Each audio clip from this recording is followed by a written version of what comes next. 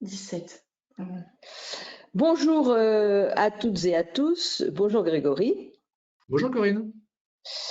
Eh bien, écoutez, nous sommes très heureux de vous accueillir sur ce premier webinaire de la rentrée, si je puis dire, sur un sujet qui est éminemment d'actualité, puisque c'est le projet de loi relatif à l'accélération des énergies renouvelables, mais on va voir qu'il ne concerne pas que les énergies renouvelables. Vous avez été très nombreux à vous inscrire, près de 150 personnes, donc on va quand même attendre un tout petit peu que nos différents participants puissent nous rejoindre. On en a combien, Margot? On en a 27. 27, on en a pris 10 en 5 secondes, donc je pense qu'ils vont nous rejoindre. Je voulais, enfin on a discuté avec Grégory, donc on va vous présenter ce projet de loi. L'objet de ce webinaire est bien entendu un décryptage, c'est-à-dire de discuter ensemble des propositions qui sont dans le texte, mais surtout de faire des propositions complémentaires, de voir comment il pourrait être enrichi, parce qu'on peut toujours critiquer, et la critique est aisée, mais l'art est difficile. Et donc, ce qui est très important, à un moment où les entreprises sont confrontées à une hausse vertigineuse des prix de l'électricité et de l'énergie en général, de voir ce que l'on peut faire pour accélérer de manière encore beaucoup plus puissante la transition énergétique. Grégory, tu veux dire peut-être un mot là-dessus? Oui, on va passer en revue effectivement certains articles qui peuvent nous sembler intéressants. Et je pense qu'il y a peu de gens qui se rendent compte qu'on est actuellement dans une crise, un petit peu comme les différents chocs pétroliers. Et effectivement, il y a un effet de stupeur où les gens ne se rendent pas compte des conséquences et des répercussions. Et l'idée, c'est d'aborder ensemble lors de ce webinaire, c'est de montrer un petit peu les solutions. Parce que les solutions, il existe des solutions qu'on essaye timidement d'avancer, mais qu'il est possible de passer à l'échelle et qui pourraient régler une bonne partie des problèmes qu'on a actuellement. Donc peut-être que, effectivement, moi, c'est toujours mon côté optimiste, c'est que cette crise, qui est une crise qui effectivement nous secoue, elle peut peut-être nous secouer il y aura des conséquences graves, mais il y aura aussi peut-être des conséquences positives, et c'est ça qu'on essaie de sortir du chapeau pour dire, voilà, il existe aussi c'est peut-être le moment de changer un peu de registre par rapport un peu à la routine qu'on connaît l'énergie depuis 40 ans. Absolument. Bien, ben, je pense qu'on peut commencer. Nous avons, pour préparer ce webinaire, nous avons déjà une question. On a déjà une question. Alors allons-y voilà, pour la première question. Ça commence. Pourriez-vous préciser ce que l'on entend par raison impérative d'intérêt public majeur? Une commune qui est déjà engagée dans une politique raisonnée de production d'énergie renouvelable peut-elle se voir opposer son refus d'un projet industriel à grande échelle d'une production d'énergie via des ombrières, mettant en péril la qualité de vie des riverains et le tourisme? Bon, on en parlera, on répondra à cette question quand on va parler de ce sujet, puisqu'il va être abordé dans la matinée. Cette première question, dont je remercie l'auteur, va me permettre de vous dire qu'on a 2 heures ensemble, et donc le mieux est que nous répondions aux questions au fur et à mesure des articles qui vont être énumérés et des sujets qui vont être abordés. De manière à ce que ce soit beaucoup plus agréable à écouter, que ce ne soit pas monolithique et qu'il puisse y avoir pas réellement un partage de parole, puisque les questions sont écrites et Grégory et moi-même répondons par oral, mais quand même un débat entre nous. Alors, ce projet de loi, dans l'exposé des motifs, alors vous trouverez sur le webinaire, bien entendu, le texte, l'étude d'impact et l'exposé des motifs de la loi, de manière à avoir une information complète. Et j'ai moi-même publié un petit articulé intitulé « Première réflexion sur le projet de loi » qui fait un petit résumé de ce texte. Donc, ce texte est partagé en 5 titres qui traitent de sujets divers. Le premier est valable pour 48 mois, c'est-à-dire 4 ans, et fixe un certain nombre de règles dérogatoires, donc il y a 4 titres, pardon, fixe un certain nombre de règles dérogatoires pour simplifier, entre guillemets, la procédure, avec quand même quelques acrobaties juridiques qui, à mon sens, vont poser quelques problèmes. Donc ça, c'est le titre premier. Le titre 2 va nous arrêter un bon moment puisqu'il concerne la question du photovoltaïque, sur lequel notre ami Grégory aura bien sûr beaucoup de choses à dire et je suis sûre que vous serez nombreux également à vouloir intervenir. Le titre 3, je pense, intéressera moins nos internautes.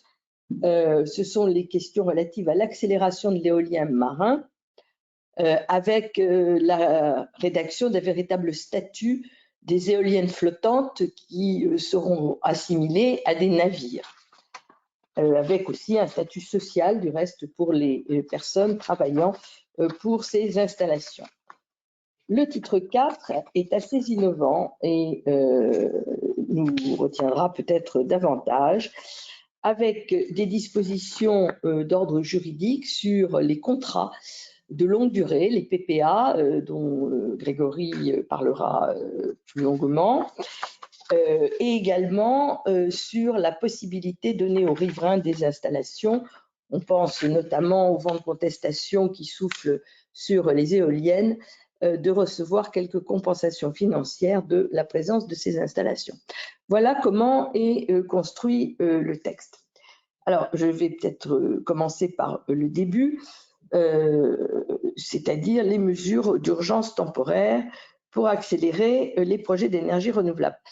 Alors, je voudrais tout d'abord souligner 2 points. Le premier, c'est qu'on ne parle pas que des énergies renouvelables, et le deuxième, c'est que c'est une certaine philosophie de l'accélération. Je m'explique. Article 1er, on ne parle pas que des énergies renouvelables. Vous avez 7 activités qui sont visées à l'article 1er. Le stockage, la production et le stockage de l'électricité et du gaz à partir des sources renouvelables, on est dans notre sujet. La production, le stockage d'hydrogène renouvelable, on est dans notre sujet, ou bas carbone.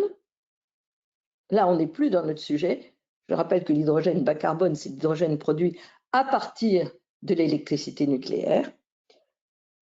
La fabrication ou l'assemblage de produits ou équipements nécessaires aux activités précédentes, incluant notamment la fabrication et l'assemblage de dispositifs de stockage d'électricité, on est dans notre sujet, avec la parenthèse sur hydrogène bas carbone.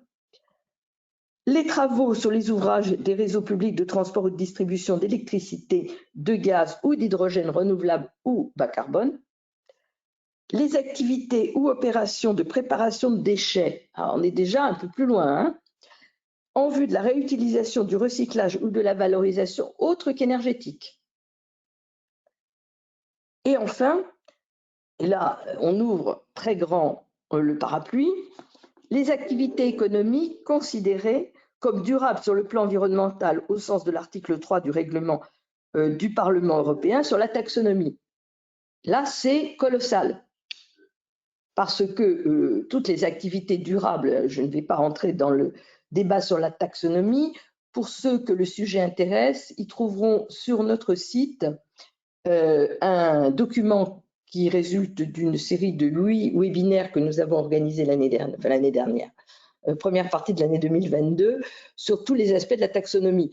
Les investissements durables, ce sont, je ne dirais pas toutes les activités économiques, mais l'essentiel des activités économiques qui œuvrent en faveur de la transition énergétique et écologique. Donc, il y en a énormément. Voilà. Donc, première observation, on ne parle pas que du solaire et de l'éolien. C'est beaucoup plus large. Il y a les réseaux, c'est normal. Il y a le stockage, c'est normal. Il y a l'hydrogène vert, c'est normal. Le reste, je dirais que c'est un fort élargissement. Deuxième point que je voudrais souligner, c'est qu'on est dans une philosophie particulière de l'accélération de la massification. En fait, le texte est conçu comme si le seul blocage qu'il y avait eu en France jusqu'à présent pour développer les énergies renouvelables était d'ordre contentieux. Autrement dit, qu'est-ce qui bloque en France? C'est les méchants voisins qui ne veulent pas qu'on installe du solaire ou de l'éolien. Je simplifie, hein, mais globalement, c'est la philosophie du texte. C'est pas faux. On sait très bien, notamment pour l'éolien terrestre, ça fait 20 ans, non peut-être pas 20 ans, mais 15 ans, qu'on assiste à un tir au pigeon organisé, contre les éoliennes, si j'ose dire. Pour le solaire photovoltaïque, c'est quand même un peu moins vrai. Oui. Il n'empêche que c'est toute la philosophie du texte. Donc, comment on fait pour massifier? Eh bien, on réduit de manière drastique la possibilité des habitants voisins de s'exprimer en amont et en aval des projets. En amont, c'est-à-dire dans les phases de concertation, et en aval, c'est-à-dire dans les phases contentieuses. Je ne dis pas qu'il ne faut pas nécessairement prendre un certain nombre de mesures, je dis simplement que c'est une philosophie particulière. Peut-être, Grégory, tu veux intervenir sur ce point. Oui, alors après, c'est une question de contraintes et c'est une question aussi d'efficacité. Je pense qu'effectivement, il faut garder des contraintes parce que on ne peut pas non plus faire des projets n'importe quand, à n'importe quel endroit. Je pense qu'il faut effectivement qu'on puisse rapidement être fixé. Mais aujourd'hui, le temps de développement des énergies renouvelables atteint des sommets incroyables. C'est-à-dire quand on compare à des pays qui sont limitrophes, comme par exemple l'Allemagne, si vous voulez, en Allemagne, quand vous voulez, entre le moment où vous discutez avec un chef d'entreprise et le moment où vous installez des panneaux solaires sur sa toiture, en Allemagne, ça va se faire en 2 mois, 3 mois maximum pour une toiture industrielle. En France, il va falloir 1 an et demi. Et il n'y a pas plus de précarité juridique en Allemagne qu'en France. Simplement, en France, il y a effectivement un ensemble de choses qui sont peut-être inefficaces, mais en Allemagne, ils sont assez exigeants sur certains aspects. On voit bien tous les problèmes qu'a eu Elon Musk avec son usine, qui a été reporté plusieurs fois parce qu'au niveau environnemental, donc il y a des règles en Allemagne, mais ce n'est pas un pays sans règles. Mais pourtant, ils sont pratiques et ils arrivent effectivement à définir un cadre qui soit dans un délai raisonnable. Et le problème de ce délai, que j'ai pris exactement avec un professionnel, dans lequel on était un délai x4 en France par rapport à l'Allemagne, ça a un coût. Et qui est-ce qui paye le coût? C'est le client final, parce qu'une entreprise, quand on développe un projet, elle met 3 mois pour le faire, et une entreprise qui va mettre 1 an et demi à développer le même projet, et bien pendant 1 an et demi, il va falloir payer les chefs d'affaires, les allers-retours avec l'administration. Et donc aujourd'hui, nous, on a fait des benchmarks, parce qu'on travaille avec des entreprises qui interviennent dans toute l'Europe, et qui nous disent, mais c'est hallucinant, en France, ça coûte 2 fois plus cher, alors que c'est les mêmes machines, c'est les mêmes panneaux solaires, c'est les mêmes éoliennes, mais ça coûte 2 fois plus cher en France de le développer que dans d'autres pays. Et au final, quelle est la victime? La victime, c'est le consommateur, parce qu'il va payer 2 fois plus cher un projet, alors pour un gain juridique qui est faible, parce qu'on ne peut pas dire que les Français soient mieux protégés que les Allemands. Enfin, je ne sais pas, après, je ne rentrerai pas sur ce débat-là. Je suis d'accord avec toi, mais la difficulté vient de ce qu'on a installé, sans jeu de mots, des usines à gaz pour essayer de rendre difficile le développement des énergies renouvelables en France. C'est clair. C'est une évidence pour l'éolien. À un moment, installer une éolienne en France, c'était quasiment installer une centrale nucléaire. Il y avait je ne sais combien d'autorisations à obtenir. On ne peut pas dire non plus qu'on ait facilité massivement le solaire. On aurait considéré, par exemple, que toute construction nouvelle, comme ça a été fait en Espagne il y a des années, devait obligatoirement, quelle que soit sa taille, avoir une installation d'énergie renouvelable. Ça se serait fait avec le permis de construire et il y avait 0 délai supplémentaire. Ouais. C'est une position contraire qu'on a prise, ce qui fait que on est maintenant bloqué, et on le voit bien avec les dispositions de l'article 3, avec le principe de non-régression en droit de l'environnement. C'est-à-dire que lorsque, en droit français, on a établi un certain nombre de règles de protection de l'environnement, on ne peut pas revenir en arrière. D'où l'article 3 de ce texte qui dit que lorsque les seuils et critères sont modifiés pour faciliter les énergies renouvelables, ce n'est pas contraire au principe de non-régression. C'est délicat. C'est défendable à mon sens en ce que le but est bien de protéger l'environnement. Développer les énergies renouvelables, c'est fait pour protéger l'environnement. C'est fait pour réduire la part du fossile, donc de protéger la biodiversité, de protéger la santé humaine et de protéger ce qu'on peut encore protéger au regard du climat. Donc, on ne peut pas dire que ce soit une régression environnementale. Mais si on regarde, par exemple, on peut dire que jusqu'à présent, il fallait une déclaration pour tel toit solaire. Et admettons qu'on supprime la déclaration jusqu'à telle importance de toit. Ça facilite évidemment les choses s'il faut plus d'autorisation. Mais il n'empêche que c'est une régression au niveau du droit de l'environnement. Donc, il va falloir voir comment cet article 3 passe les mailles du Conseil constitutionnel, voire du Conseil d'État. Il y a une difficulté juridique sur ce point. C'est défendable, à mon sens, pour ce que je viens de dire, mais il y a une difficulté. L'article 2, puisque là je viens de parler de l'article 3, l'article 2, je pense qu'il est bienvenu, c'est qu'il fusionne les instructions des différentes procédures. C'est-à-dire qu'on va instruire conjointement les procédures d'autorisation environnement, les procédures d'autorisation urbanisme, et on va essayer de gagner du temps en soumettant à enquête publique, ou plutôt du reste à consultation virtuelle, puisque ça sera par digital, avec une extension de ce principe, toute une série d'autorisations, de demandes d'autorisation pour les projets dont j'ai fait la liste rapidement tout à l'heure. Donc voilà, je pense que là, il y a du temps qui est gagné, mais il n'empêche qu'il va y avoir, pour des projets de grande importance, pas pour les petits projets, mais pour les projets de grande importance, il risque d'y avoir des blocages locaux assez considérables. Voilà, je ne vais pas peut-être rentrer plus dans le détail parce qu'on a beaucoup d'autres choses à voir, mais voilà en ce qui concerne les articles 2 et 3. L'article 4 vise les demandes de permis de construire, d'aménager, qui donc doivent faire l'objet non plus d'une enquête publique, c'est les projets d'une certaine envergure, mais d'une consultation du public par Internet, ce qui est évidemment beaucoup plus rapide. Donc ça fait partie des mesures de simplification. L'article 5 est attendu beaucoup par les professionnels. C'est des simplifications concernant le droit de l'urbanisme. C'est-à-dire que lorsque l'on veut faire un projet qui concerne un espace boisé classé, une zone agricole ou une zone naturelle et forestière, il faut une révision du PLU. Cette disposition va permettre de faire des modifications, ce qui sont des procédures beaucoup plus rapides et donc vont permettre d'installer plus facilement des ouvrages de raccordement ou des installations elles-mêmes dans des zones qui sont protégées. Mais attention, là aussi, comme tu le disais toi-même tout à l'heure, on ne peut pas faire n'importe quoi, n'importe où. Et il y a des règles relatives à la protection de la biodiversité, aux zones humides, par exemple, qui ont pour notre équilibre global une importance considérable, qui doivent quand même être respectées. Mais voilà, cette disposition de l'article 5, je pense, pourra beaucoup faciliter les choses.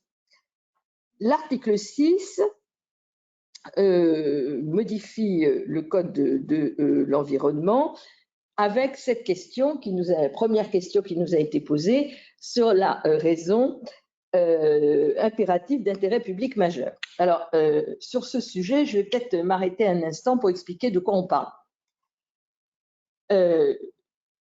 Le droit communautaire et le droit national, par voie de conséquence, ont établi des règles strictes de protection des espèces et des espaces de biodiversité importante. Donc, on a des espèces classées, qui peuvent être classées sur la liste européenne, sur la liste nationale ou sur une liste régionale. Et puis, on a des habitats qui sont également des habitats protégés. Il y a également les dispositions qui concernent la préservation de la forêt, on a vu que ça avait une quelque importance, et des dispositions qui concernent l'eau, aussi une certaine importance.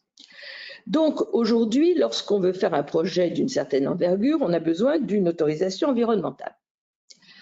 Lorsque le projet dont il s'agit porte atteinte à une espèce, à un espace protégé, ou porte atteinte aux règles concernant la loi sur l'eau ou la forêt, le défrichement, il faut obtenir une dérogation à l'interdiction de faire le projet. Pour obtenir cette dérogation, il faut justifier d'un intérêt public majeur. Il faut bien souligner que la jurisprudence du Conseil d'État, qui est maintenant assez abondante, distingue la raison d'intérêt public majeur de l'utilité publique qu'on connaît bien des déclarations d'utilité publique. L'utilité publique, c'est un bilan coût-avantage. La raison impérative d'intérêt public majeur, c'est beaucoup plus contraignant et surtout, il faut que le porteur de projet justifie qu'il ne peut pas aller ailleurs, que le projet ne peut pas se faire ailleurs, qu'il n'y a pas d'alternative et qu'il a pris toutes les mesures de compensation qui s'imposaient. Donc, c'est une interprétation très stricte, cette histoire-là, et il y a des décisions qui sont de plus en plus sévères dans la jurisprudence sur l'application de cette raison. Alors, ce que dit l'article 6, il dit globalement, dès lors que vous avez une installation de production d'électricité et de gaz à partir de renouvelables ou un ouvrage de raccordement, c'est d'office une raison impérative d'intérêt public majeur, dès lors que les installations respectent les normes techniques. En revanche, le texte ne dit pas du tout que l'absence de lieu de substitution doit être établie. Donc, en fait, on est quasiment dans une assimilation entre l'utilité publique et la raison impérative d'intérêt public majeur, et du reste, l'exposé des motifs le dit très clairement, sans embâge. Il dit, en fait, en gros, on parle de la même chose. Donc, a priori, c'est une raison d'intérêt public majeur. A priori, vous avez votre dérogation et celle-ci vous est donnée au moment de la déclaration d'utilité publique du projet. Et après, elle n'est plus contestable, ni directement ni indirectement. Donc, vous êtes tranquille. Ça, je pense que ça peut poser des difficultés. Effectivement, ce n'est pas un hasard si la première question qui nous a été posée tout à l'heure, c'est celle-là. C'est de dire, ben, c'est bien gentil, mais dans une commune, c'était ça la question. Si vous pouvez nous relire la question, Margot. Pourriez-vous préciser ce que l'on entend par raison impérative d'intérêt public majeur? Une commune déjà engagée dans une politique raisonnée de production d'ENR peut-elle se voir opposer son refus d'un projet industriel à grande échelle de production d'énergie via des ombrières qui met en péril la qualité de vie des riverains et le tourisme? Alors, d'abord, il faut prouver que des ombrières mettent en péril la qualité de vie. Je ne sais pas, je ne suis pas sûre. C'est à voir. Tout dépend où elles sont installées, si elles sont sur un parking de supermarché ou si elles sont en pleine campagne, enfin en pleine, voilà, en pleine zone préservée, quoi. Bon. Sur un parking de supermarché, on imagine mal qu'un supermarché, déjà, c'est pas forcément une atteinte au paysage. Non, mais là, tu n'auras probablement pas de problème d'intérêt public majeur. Sur un parking du supermarché, il n'y a pas trop d'espèces protégées, en règle générale. En dehors des consommateurs, il n'y a pas trop d'espèces protégées. Et les consommateurs ne sont pas très protégés. Donc, voilà, le sujet est là. Moi, je pense que ce texte est admissible si on y ajoute une règle relative à la justification de l'absence d'alternative. Je pense qu'autrement, ça peut être problématique. Ça peut être problématique. Nous avons une autre question. Allons-y. Ne pensez-vous pas que cette présomption concernant la raison impérative d'intérêt public majeur ne soit pas si impactante que prévu? En effet, il ne s'agit que d'une des conditions d'obtention d'une dérogation espèce protégée. Le juge contrôlera nécessairement les conditions tenant à l'absence d'alternative satisfaisante et au maintien dans un état favorable des espèces et habitats protégés. Ça dépend comment c'est rédigé finalement. Parce que là, ça demande une étude plus fine probablement que celle à laquelle j'ai procédé. mais quand vous lisez le texte, les projets répondent à une raison impérative d'intérêt public majeur pour l'application de l'article L411-2. Dès lors, donc il faudrait reprendre le L411-2 du Code de l'environnement, dès lors que ces installations satisfont à des conditions techniques. Lorsque on examine effectivement cette raison impérative, nous on en a fait je ne sais pas combien ici, ça fait un paquet cadeau, c'est un tout. C'est-à-dire il y a à la fois le motif, mais le motif tout seul ne donne pas la raison impérative, il faut le motif plus la compensation, plus effectivement l'absence d'alternative. Je concevrais mal que cette disposition n'intègre pas le tout, sinon elle ne sert pas à grand-chose. Elle ne sert même à rien du tout, en vérité. Elle ne sert à rien du tout, à mon sens. Mais c'est à voir, c'est à voir. Je pense que de toute façon, ça va passer par la moulinette parlementaire, il va y avoir un débat là-dessus. Si ça se limite à dire c'est un motif en soi, dès lors que toutes les autres conditions sont remplies, il n'y a pas beaucoup de difficultés. Si effectivement ça intègre les autres dispositions, c'est autre chose. C'est autre chose. Nous avons une réaction. Oui. Au regard de vos échanges et de la prudence de vos propos, j'ai le sentiment qu'une fois de plus, c'est le juge qui tranchera la question de l'intérêt public majeur. Alors, oui et non. Oui, parce que c'est le Conseil constitutionnel qui va la trancher. Donc, c'est le juge. Mais ce ne sera pas individuel. C'est-à-dire que ça va être tranché une fois pour toutes. Et ensuite, ce sera appliqué.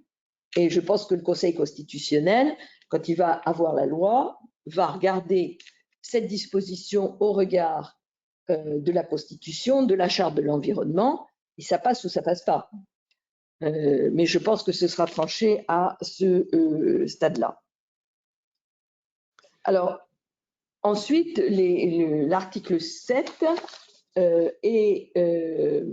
l'article 7, lui, vise des règles de procédure qui limitent en fait la contestation possible contre les autorisations environnementales. C'est-à-dire que lorsque une autorisation environnementale est contestée et qu'il y a un motif d'annulation potentielle, cette disposition permet une régularisation assez facile pour le juge administratif selon la phase de l'instruction à laquelle est intervenu le vice en question. Il demande, le juge, à ce moment-là, à l'autorité compétente de régulariser. Et c'est une obligation pour lui de surseoir à statuer, donc de ne pas annuler. Or, on sait qu'en droit français, tant qu'une autorisation n'est pas annulée, s'il n'y a pas de sursis, le projet peut se faire, dès lors que l'autorisation est donnée. Donc, le temps joue en quelque sorte pour le porteur de projet, et non pas contre lui, s'il n'y a pas de sursis. Donc, la procédure prévue, c'est vous avez un problème dans votre autorisation, le juge doit surseoir à statuer. S'il ne veut pas le faire, il faut qu'il motive les raisons pour lesquelles il ne veut pas le faire. Donc, on inverse le principe habituel. Et ensuite, vous avez un délai qui peut être de 2 mois, 3 mois, 6 mois, j'en sais rien, pour régulariser. Et vous revenez devant le juge, si la régularisation est acquise, l'autorisation est validée. Voilà. Et si un vice entraîne l'illégalité de l'acte, donc, la régularisation peut intervenir même après l'achèvement des travaux. Donc, c'est quand même des facilités contentieuses assez considérables mises au service des porteurs de projets. Voilà. Enfin, l'article 8 renvoie à la prise par le gouvernement d'une ordonnance dans un délai de 6 mois pour toute une série de mesures, accélérer et simplifier encore les procédures de raccordement et d'installation et de production, modifier les objectifs, les modalités d'élaboration, d'adaptation, de révision, de répartition des financements, modifier les missions des gestionnaires de réseau, préciser préciser les conditions dans lesquelles les gestionnaires de réseau peuvent anticiper certaines études pour accélérer le raccordement. Bon, on va peut-être parler un peu au niveau du photovoltaïque des questions de raccordement, Grégory, et des questions de réseau. Donc, je réserve la question. Et d'adapter les modalités de consultation du public pour les ouvrages de réseau pour alléger les modalités de consultation. Donc, voilà l'ensemble des 8 premières dispositions. On a 2 questions. Alors, la première, est-ce que ces articles pourraient aussi s'appliquer à la production d'hydroélectricité? Alors, c'est tous les ouvrages visés à l'article 1, premier paragraphe. L'article 1, premier paragraphe, vise production et stockage d'électricité ou de gaz à partir de sources renouvelables, mentionné à l'article L211.2 du Code de l'énergie. Donc, je n'ai pas le L211.2 du Code de l'énergie sous les yeux, mais je peux l'avoir dans 2 minutes. Je pense que c'est dedans. Oui. Oui. A priori, oui. Enfin, je n'ai pas la réponse définitive, mais a priori, énergie renouvelable, hydraulique, on est. Je ne vois pas pourquoi ce ne serait pas dedans, mais je vérifie, parce que je ne veux pas dire de bêtises.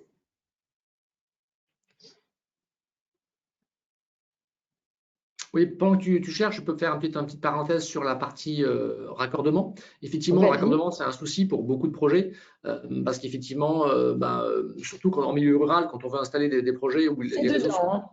Excuse-moi, L211.2 vise éolien, énergie solaire thermique, photovoltaïque, géothermique, énergie ambiante, énergie marémotrice ou l'eau motrice et autres énergies marines, énergie hydroélectrique, biomasse, gaz de décharge, gaz de station d'épuration d'eau usée et biogaz. Voilà.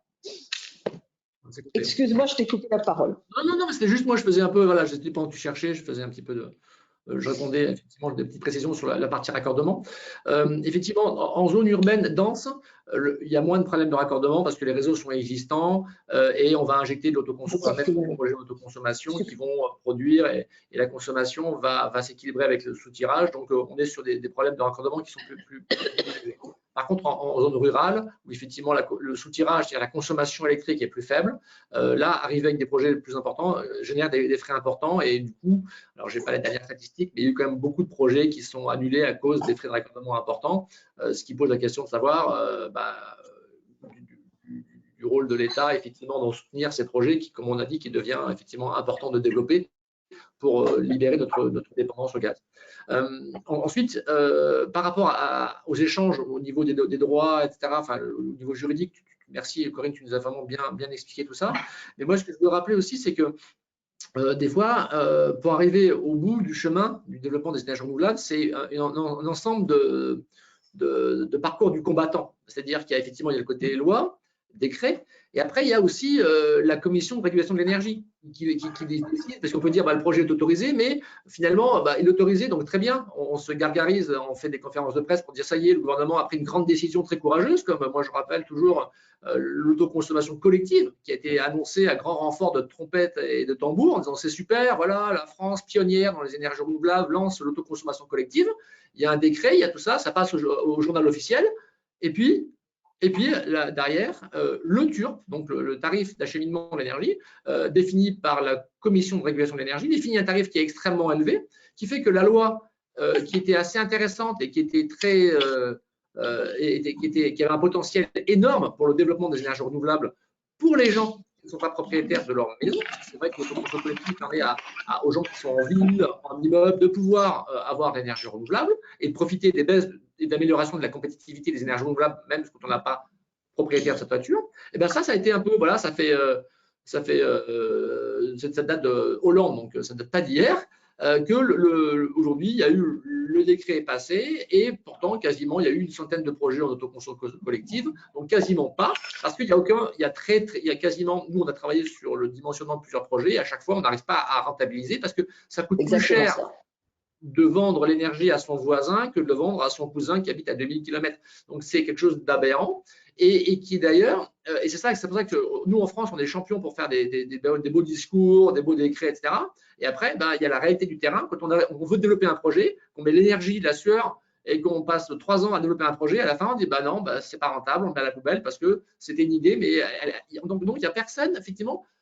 J'ai l'impression que dans le processus complet que les étapes que doit franchir un développeur de projet, chaque maillon peut bloquer, mais aucun peut aider sur sa globalité. Et effectivement, il manque un chef d'orchestre global qui dit, bah, effectivement, je comprends, vous êtes bloqué à tel endroit, hop, je vais vous donner un coup de main. Donc tout le monde peut bloquer, mais personne ne peut aider. Et je pense que tant qu'on sera à ce stade-là, on va faire du surplace. Autre parenthèse, Corinne, je ne sais pas si tu te rappelles de l'époque où il y avait aussi un gros travail réglementaire qui avait été fait autour du bonus-malus. On s'était dit, bah, effectivement, les premiers kilowattheures ne sont pas très chers, parce qu'on considère que c'est pour le frigo, c'est pour la vaisselle, c'est pour les éléments, les besoins vitaux. Et effectivement, ceux qui ont des très grosses consommations d'énergie, ben, plus on consomme d'énergie, plus on va payer cher à kilowattheure. Donc, ça semblait intéressant. Et ça a été retoqué par le Conseil constitutionnel. C'est-à-dire que là aussi, il y a eu un gros boulot et finalement, tout va à la poubelle parce que le Conseil constitutionnel avait dit bah non, c'est pas possible parce qu'il faut que, devant l'égalité, il faut que les entreprises puissent aussi, il faut qu'on puisse appliquer ça aux particuliers, mais aussi aux entreprises. Et il était hors de question d'augmenter le prix du kilowattheure des électro-intensifs parce qu'ils faisaient effectivement un chantage à l'emploi justifié parce qu'ils ne peuvent plus produire en France si l'énergie est trop chère.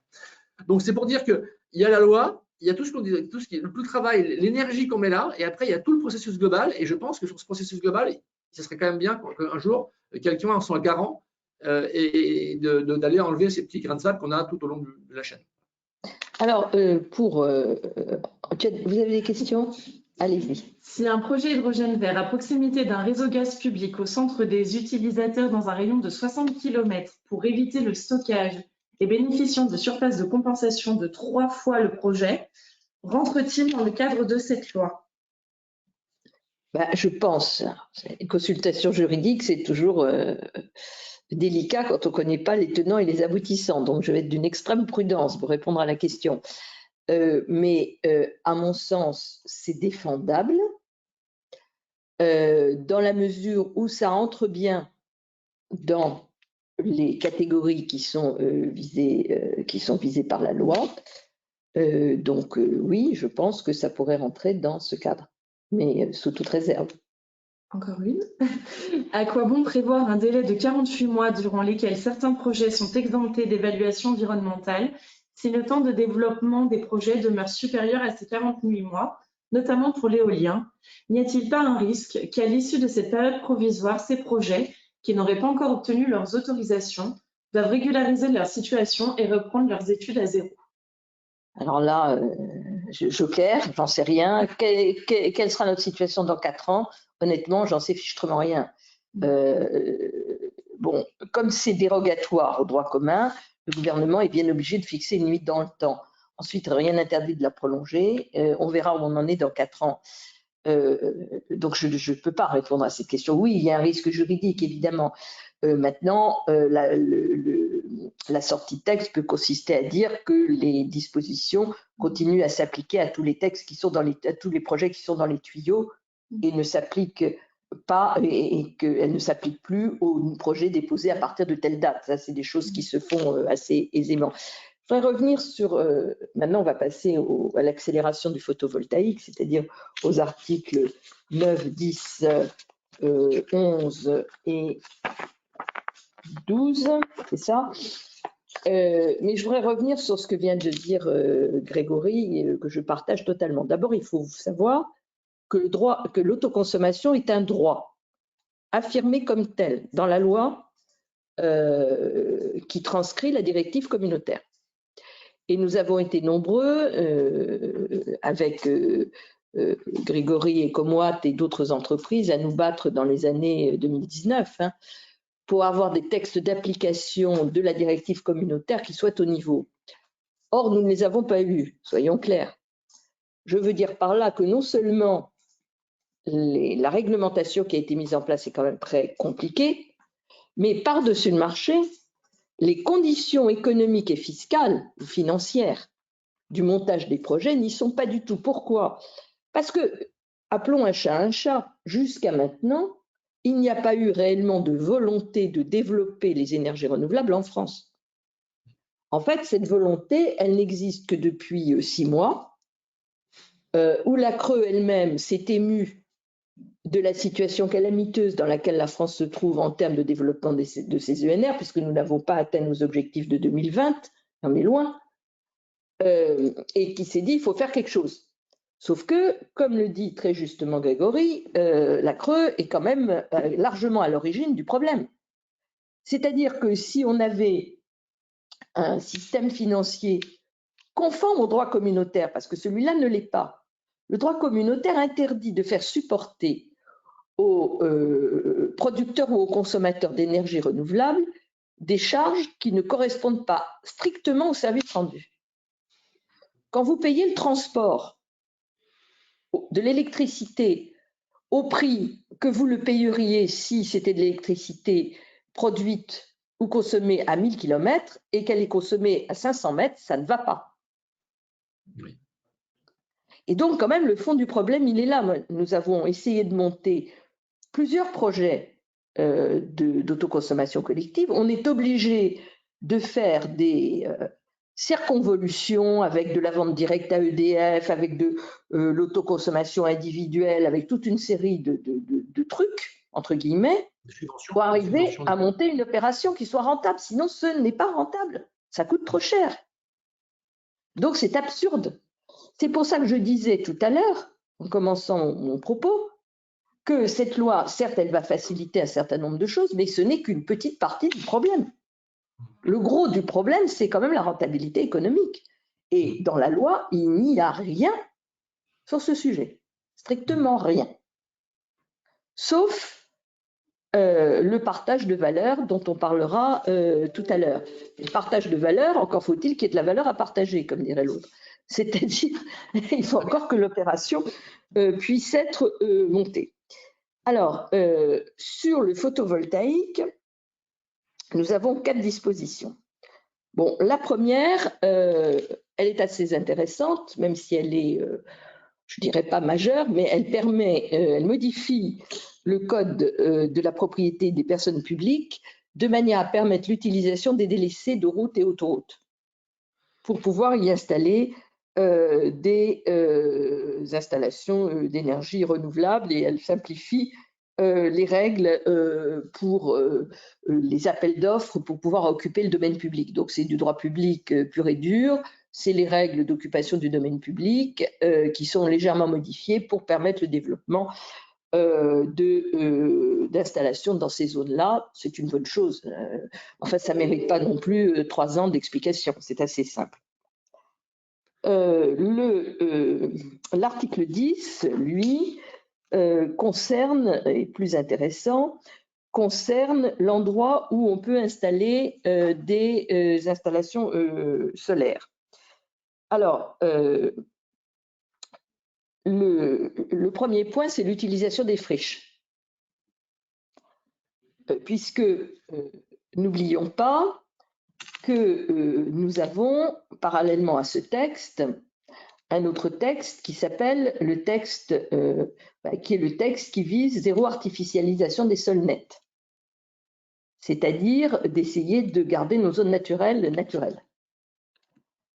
Une première manière de concilier le solaire et la protection des espaces, c'est l'agrovoltaïsme, qui est quelque chose qui se développe énormément et qui effectivement est intéressant puisqu'il a à la fois un intérêt pour l'agriculteur et un intérêt de production d'électricité, et qu'il est concevable dans toutes les zones agricoles à la condition que l'activité agricole reste première. Mais aujourd'hui, viticulture, arboriculture se dotent de ce type d'outils qui, en plus, au regard des effets du dérèglement climatique, présentent un intérêt. C'est celui de créer un microclimat au-dessus des plantes de l'ordre de 2 degrés, de ce que j'ai compris, mais je ne suis pas une spécialiste, donc peut-être Grégory, tu me démentiras là-dessus. Non, c'est ça, en plus ou en moins, selon la saison, c'est-à-dire c'est 2 degrés de moins l'hiver et 2 degrés de plus de chaleur l'hiver, 2 degrés de moins de chaleur l'été. Et puis c'est aussi une protection contre la grêle. Donc ça a incontestablement des avantages pour les agriculteurs et c'est un moyen de produire de l'électricité. Là, on n'est pas dans ce cas-là, on est dans celui des friches. Et donc de la possibilité d'utiliser le solaire sur des friches avec une procédure, je dirais, très simplifiée d'autorisation. Voilà. Ensuite, le deuxième point, c'est l'utilisation des réserves industrielles de saumure saturée, sur lesquelles on peut également installer, avec une étude d'incidence, des installations solaires. La production d'hydrogène renouvelable peut être autorisée dans une friche, dès lors que l'étude d'incidence, qui est quand même beaucoup plus light que l'étude d'impact, permet de justifier la localisation des ouvrages au regard des critères environnementaux, techniques et économiques. Voilà, donc ça, c'est une ouverture, si je puis dire, des sites dans lesquels on peut installer du photovoltaïque. C'est plutôt une bonne chose. Je dirais qu'à mon avis, le blocage principal, c'est quand même celui de l'aviation civile pour l'éolien. Alors là, je ne parle plus du solaire, mais de l'éolien. Et celui-là, il a été quand même partiellement débloqué il y a quelques semaines. Grégory, sur ces points. Alors juste, si tu permets, Corinne, je vais faire d'abord un petit zoom arrière sur la partie solaire, photovoltaïque. Aujourd'hui, dans ce projet de loi du gouvernement, il y a des choses qui montrent que le gouvernement veut faire des choses. Moi, je me méfie toujours des grandes intentions et qui accouchent d'une souris, parce qu'on a tellement été un peu échaudé avec tout ça. Et du coup, c'est peut-être souvent, on peut faire le procès moi, je me rappelle de George Bush, qui était quand même l'ancien président américain, qui était issu du pétrole, etc. Et qui, quand il rentrait dans une réunion de débat public, il disait toujours « les énergies renouvelables, c'est l'avenir ». Les gens disaient « ah ouais, donc ok, on était là, on était venu à cette réunion pour se disputer avec lui, pour que lui, on pensait qu'il allait défendre le pétrole, et il dit dès le début « les énergies renouvelables, c'est l'avenir ». Là, il cassait tout, donc tout le monde était un peu désarçonné. Et après, il disait « oui, mais pour l'instant, vous savez que les énergies renouvelables, sans stockage, ça ne servira à rien. Et l'hydrogène, ça va mettre 20 ans, 30 ans, 40 ans à être opérationnel. Donc, l'énergie renouvelable, c'est super, mais dans 40 ans, dans 50 ans. Donc, pour l'instant, faisons du gaz de schiste, faisons du pétrole, faisons tout ça. Et donc c'est souvent un petit peu, quand j'entends les politiques, je me dis, mais à vouloir faire des textes un petit peu très ambitieux, est-ce que finalement, ce n'est pas attirer l'attention pour dire, voilà, on est pétri de bonnes intentions, mais comme le diable est dans les détails, et derrière, comme dit Corinne, c'est bien beau de faire des textes, mais derrière, si ce n'est pas rentable, eh ben, on a beau avoir un décret qui dit, vous pouvez le faire, si on n'a aucune rentabilité, il n'y a aucune entreprise qui va le faire, et on va avoir quelques assos qui vont le faire, parce que, bon, ils vont pas, mais ça ne va pas déboucher sur quelque chose de vraiment significatif. Donc, je voudrais vraiment rappeler que nous, on peut faire des choses concrètes et chiffrées et mesurées et qui sont applicables maintenant, que des objectifs qu'on se fixe à 30 ans ou des lois génériques qui diront un jour, peut-être que la technologie de fusion, la technologie machin sera opérationnelle, et dans ce cas-là, on fera. Donc, du coup, je pense qu'il faut qu'on soit assez terre à terre. Et aujourd'hui, par rapport au côté terre à terre, je pense que le solaire est plutôt bien placé, parce que on n'est pas obligé de dire, si on veut faire du solaire, le solaire fonctionne aujourd'hui. Aujourd'hui, quand on compare un petit peu, on parlera tout à l'heure des PPA, quand on regarde le prix que sur le marché d'échange d'énergie en fonction des différentes sources, aujourd'hui, le solaire, c'est l'énergie la moins chère. Et avec des écarts allant de 5 à 10 fois aujourd'hui entre le nouveau EPR qu'on va faire en Angleterre et les projets de report de l'énergie solaire qu'on va faire cette année au Portugal. C'est un rapport de 10 entre 1,5 centime le kilowattheure pour le solaire à 15 centimes pour le nucléaire. Donc, il y a des effets de 10. Donc, la technologie, ce n'est pas lié à un rêve.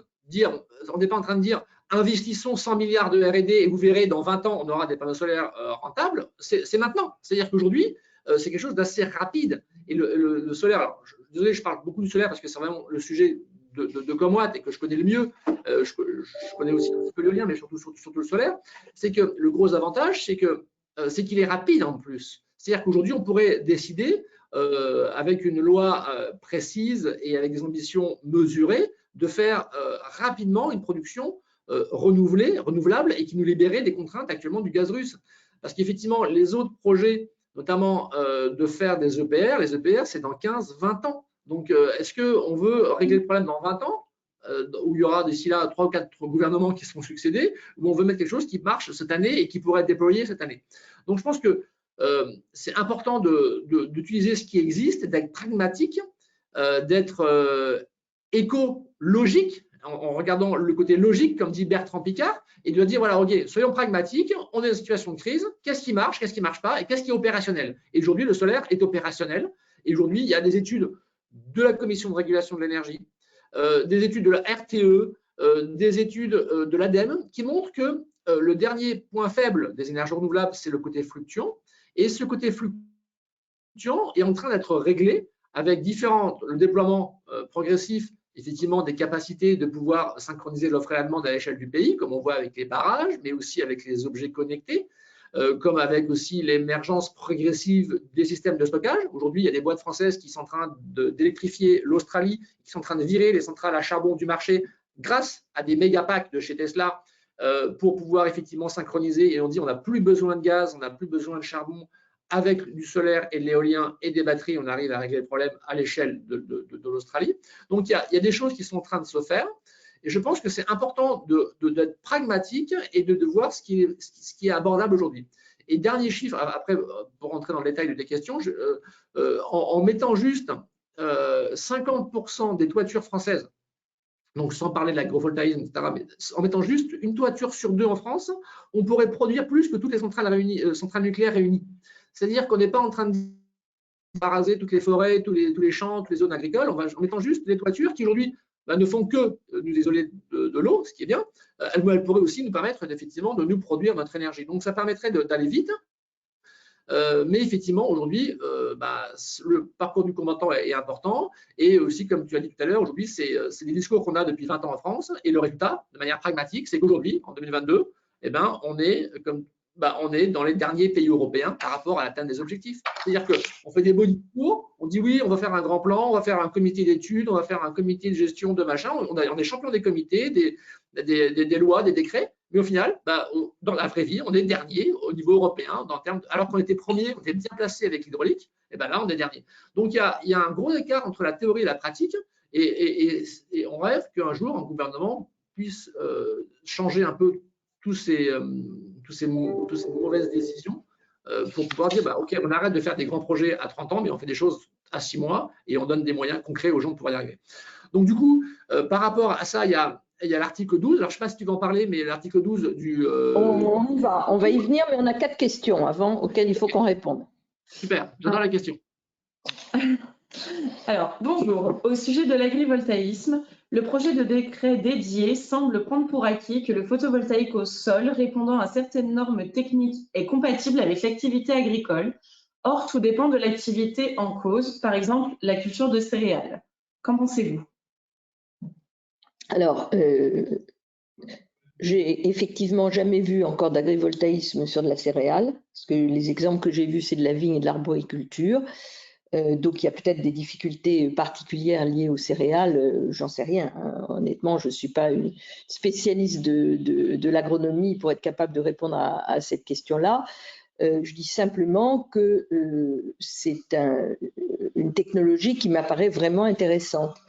D'autre part, quand je vois alors c'est pas directement c'est pas des céréales, mais quand je vois la situation des tournesols dans le sud aujourd'hui, je me dis que si ces tournesols avaient eu des panneaux photovoltaïques au-dessus d'eux, peut-être qu'ils ne seraient pas cramés comme ils le sont. J'en sais rien, hein.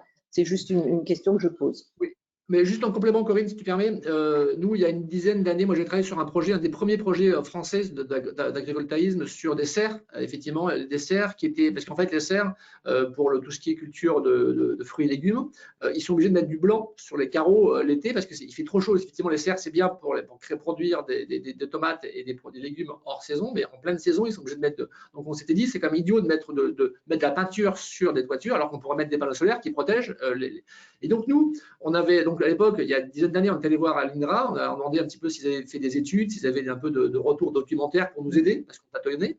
Et l'INRA n'avait jamais travaillé là-dessus. Donc, du coup, ils étaient extrêmement intéressés d'avancer là-dessus, mais ils n'avaient aucune donnée à nous donner. Donc, du coup, après, on a expérimenté. Donc, on a pris des panneaux semi-transparents et on s'est rendu compte, on était un peu, tout le monde était un petit peu étonné de regarder les résultats. Et je pense que ce qu'il faut faire, c'est effectivement, c'est tester, c'est l'expérimentation. Donc, on a mis On a mis 3 hectares en serre photovoltaïque et on a regardé, on a vu par exemple que les radis, je prends un exemple, eh ben, ils arrivaient, au lieu d'être à maturation en 5 semaines, c'était 8 semaines. Mais du coup, il y avait donc un manque à gagner pour l'agriculteur, mais finalement, comme il gagnait l'énergie avec le solaire, eh ben, c'était compensé largement. Et il avait une sécurité financière qui était vachement intéressante parce que il permettait de dire, je sais, parce que le solaire, c'est assez prévisible. Autant l'agriculture, malheureusement, des fois, il y a un côté aléatoire qu'on a un peu oublié, mais qui on voit bien aujourd'hui avec la sécheresse. Le solaire, quand on installe les panneaux solaires, on arrive à prévoir sur un an la production à 3% près. Donc, c'est quelque chose de très, très, très fiable au niveau des prédictions.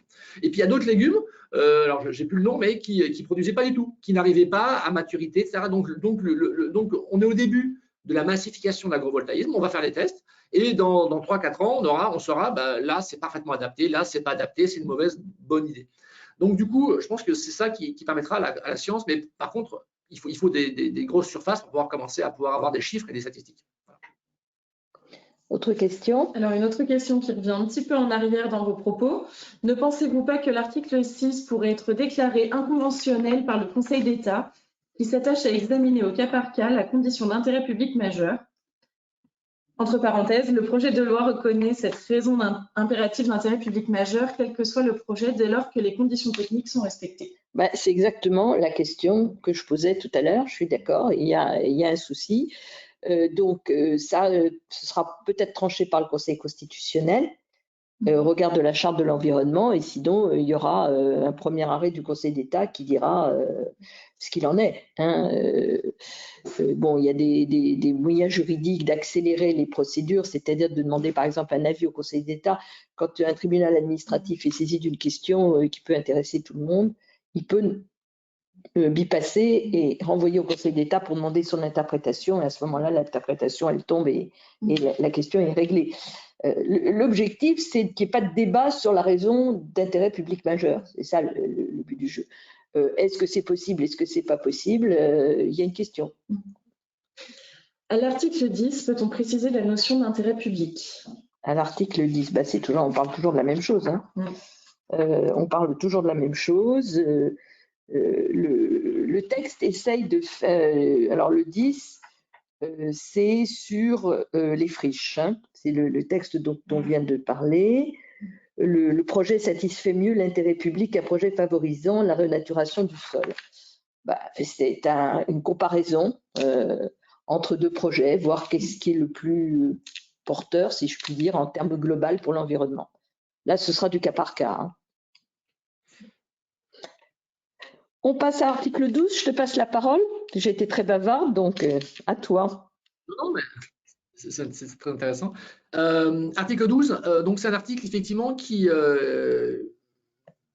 impose des ombrières sur au moins 50% de la surface des parkings pour les parkings qui font plus de 2500 m².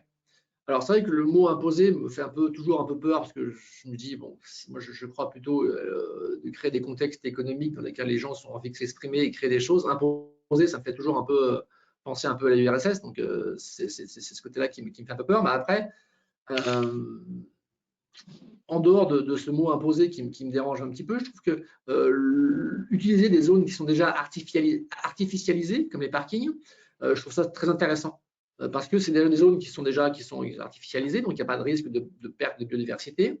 Ensuite, ça va produire de l'énergie près des centres commerciaux qui sont eux-mêmes très consommateurs. Donc, c'est vraiment intéressant de délester la centrale nucléaire ou la centrale à charbon ou gaz si on arrive à produire localement. Donc, ça, c'est le deuxième point positif. Et le troisième point positif, c'est que ça fait de l'ombre pour les voitures. Donc, du coup, peut-être que ça limite la consommation d'énergie pour refroidir les véhicules et c'est plus agréable pour les consommateurs.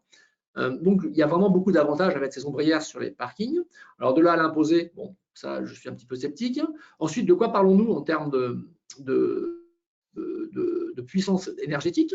Si on fait ça en France, ça représente entre 90 et 150 millions de mètres carrés, donc c'est des surfaces qui sont quand même colossales.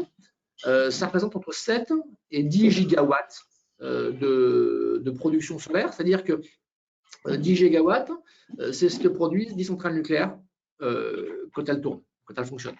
Donc c'est massif, c'est-à-dire c'est l'équivalent. Alors, il faut être parfaitement honnête par rapport au photovoltaïque, c'est qu'une centrale nucléaire fonctionne pendant 8000 heures quand elle fonctionne. quand il n'y a pas de problème de maintenance.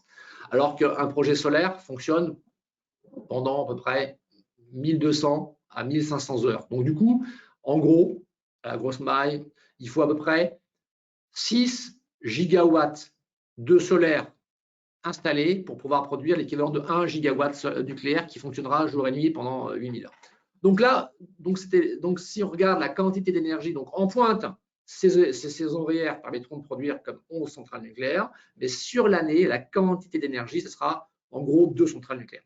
Ce qui est quand même beaucoup, parce qu'aujourd'hui, c'est ce qui nous manque, et ce qui fait qu'aujourd'hui, on est pendu avec une énergie qui est très chère, et en plein mois d'août, on est obligé de brûler du gaz, ce qui nous arrivait très peu avant. Donc, on a aujourd'hui des tarifs qui sont 10 fois le tarif habituel, parce qu'effectivement, il y a une panne dans la centrale nucléaire, il y a une partie qui est en maintenance, qui était prévisible, mais aussi une partie des problèmes de fissures sur des éléments de sécurité des centrales nucléaires, qui fait qu'elles ne sont pas disponibles et on est obligé d'importer et d'utiliser du gaz pour pouvoir produire notre énergie, même au moment où l'énergie est traditionnellement la moins consommée, c'est-à-dire en été. Alors, si on avait ces ombrières qui reproduisent beaucoup en été, eh ben, je peux vous dire que l'énergie serait bien moins chère aujourd'hui. Et je pense que parler de 10% moins cher est un chiffre qui est… Donc, rien qu'une mesure, rien que sur les ombrières, permettrait de baisser de manière très significative et de manière extrêmement rapide. On n'est pas en train de se dire, bon, ben voilà, il faut construire une nouvelle technologie qui donnera des résultats dans 20 ans. Non, les panneaux sont disponibles. La création de valeur, effectivement, aujourd'hui, malheureusement, on n'a pas su préserver notre industrie de production de panneaux solaires. Mais aujourd'hui, sur un projet d'autoconsommation, le prix du panneau, la valeur ajoutée par le panneau, c'est entre 10 et 30% du prix du projet. 70% du prix du projet, c'est la création de valeur, c'est des gens qui vont venir installer, c'est des raccordements. Donc, ça crée beaucoup d'emplois locaux. Effectivement, il y a beaucoup de gens qui peuvent s'amuser à dire oui, mais dans le solaire, c'est créer du boulot pour les Chinois. C'est vraiment une caricature de critique parce qu'effectivement, il y a tellement d'emplois autres que la fabrication du panneau solaire dans un projet solaire qui fait que c'est extrêmement porteur de sens. Mais je pense que cet article 12 est assez intéressant et on pourrait, avec un peu de volonté politique, se dire que ces 11 gigas, on pourrait les faire en 2 ans. Et ça, c'est des choses qui seraient… Ça serait intéressant que le gouvernement se mouille un peu plus que dire j'ai l'intention d'être écolo, j'ai l'intention de faire des énergies renouvelables. Prouve-nous que tes propos, ce n'est pas que du vent et dis-nous, voilà, je veux 10 gigas dans 2 ans. Et je vais regarder tous les 6 mois pour voir les progrès. Et si jamais je ne suis pas sur la ligne de la progression, parce que s'engager sur ce qui se passera dans 3-4 gouvernements, c'est facile. Moi aussi, je peux dire que dans 50 ans, je vous donnerai à tous 1 million d'euros, qui s'en rappellera et c'est une promesse qui ne sert pas à grand-chose. Donc l'idée, c'est que faisons pas des promesses qu'on peut tenir et les faire à 2 ans. Et donc ça, je pense que l'article 12 peut être décliné de manière opérationnelle sur des périodes très courtes. Voilà. Alors, je ne sais pas si tu veux compléter peut-être cette analyse, Corinne. Je crois qu'on a une question. Non, je la partage, donc je n'ai rien à dire de plus. Petite question économique. Combien coûtent 2 centrales nucléaires versus 100 millions de mètres carrés de photovoltaïque? Alors, 2 centrales nucléaires, ça dépend à quel prix. Si c'est au prix de Flamanville, c'est 20 milliards. Et encore, si je dis qu'il y a 2 réacteurs à Flamanville, il n'y en a qu'un. Donc, ce serait 40 milliards. Bon, déjà 20 milliards. Alors ensuite, tu peux donner le chiffre? Alors, effectivement, pour produire, en fait, tous les ans, il y a un organisme qui s'appelle la Banque Lazare qui édite un rapport sur les évolutions des technologies et qui compare les différentes sources d'énergie entre elles. Parce que c'est vrai que souvent, de manière caricaturale, quand on discute d'énergie, il y a pas mal de gens qui disent bon, c'est pas sérieux de comparer une centrale nucléaire qui vaut 10 milliards avec un panneau solaire qui vaut 100 euros. On se dit on ne peut pas comparer, c'est incomparable, etc. Donc, si, c'est comparable parce que les deux sont des générateurs, les deux ont une capacité de produire de l'énergie et les deux ont un prix complet. Donc, la Banque Lazare sort une étude prospective de tous les ans qui prend tous les générateurs d'énergie, donc que ce soit les panneaux solaires, les centrales nucléaires, mais aussi les centrales à charbon, à gaz, les éoliennes, les groupes électrogènes, etc. Et dit voilà, un générateur a un coût global pendant sa durée de vie, donc voilà, un coût complet de construction, de maintenance, de combustible, pour ceux qui utilisent du combustible, divisé par toute l'énergie que le générateur va produire pendant toute sa durée de vie. Donc à la fin, un panneau solaire comme une centrale nucléaire, les deux, ils ont un prix complet d'installation, de fonctionnement et de démontage en fin de vie. Alors, pour le solaire, on le connaît parce que le prix de démontage est compris dans le prix. C'est ce qu'on appelle, il y a un système de recyclage qui est compris dans le prix des panneaux solaires, alors que le centrale nucléaire, le prix du démontage n'est pas compris parce qu'on ne le connaît pas et ça sera un cadeau. On ne sait pas faire pour l'instant. On ne sait pas faire. La technologie n'existe pas actuellement. En tout cas, et à chaque fois qu'on a fait des prévisions de prix sur le démantèlement, ça a été x5, x10 par rapport aux prévisions initiales. Et donc, du coup, les deux ont des coûts et les deux ont effectivement une espérance de vie. Alors, une centrale nucléaire, EPR, c'est 60 ans. Un panneau solaire, c'est garanti 25 ans, c'est l'espérance de vie de 40 ans. Et c'est de prévoir combien d'énergie vont produire ces générateurs en prenant des taux. Et donc, quand on compare tout ça, on arrive à chaque fois à avoir des euros par kilowattheure.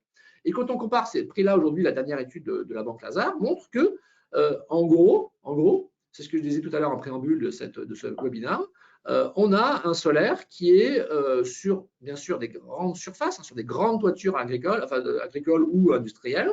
On arrive à des coûts qui sont de 2 à 3 centimes par kilowattheure en prix, ce qu'on appelle. Et le nucléaire aujourd'hui, avec Hinkley Point, c'est-à-dire les 2 centrales nucléaires que la France a vendues aux Anglais. Donc là, on a un prix marché parce que quand EDF fabrique cette centrale nucléaire, on sait qu'il y a une opacité sur les coûts, on a du mal à savoir comment ça coûte parce qu'il y a tout un tas de choses qui ne sont pas prises en compte. Mais là, quand on vend à un pays étranger, là, à un moment donné, il y a un contrat et donc il y a des non sont engagés à vendre à 13 centimes. Enfin, c'est-à-dire que les Anglais vont acheter 13 centimes le kilowattheure pendant 35 ans. Donc, on est sur un facteur 8 à 10. Donc, aujourd'hui, produire l'équivalent du nucléaire, d'une production nucléaire avec du solaire, c'est à peu près 8 à 10 fois moins cher. Et là, quand on prend tous les coûts en compte, c'est-à-dire le coût d'investissement et le coût de durée de vie. Alors ensuite, ce que peuvent dire aussi, pour être parfaitement honnête avec ce que je disais tout à l'heure, que le solaire était fluctuant alors que le nucléaire est régulier, ce qui se passe, c'est qu'il faut pouvoir ajouter au solaire des moyens de compenser. Et pas forcément du gaz, il faut des moyens qui sont, parce qu'effectivement, pour que le service soit équivalent, alors juste pour enlever aussi au niveau des mythes, il n'y a aucun pays, il n'y a personne qui peut fonctionner à 100% de nucléaire. C'est-à-dire qu'aujourd'hui, même le nucléaire qui est fluctuant, on peut fluctuer, on peut régler un peu la production nucléaire pour la monter un petit peu, la baisser un petit peu.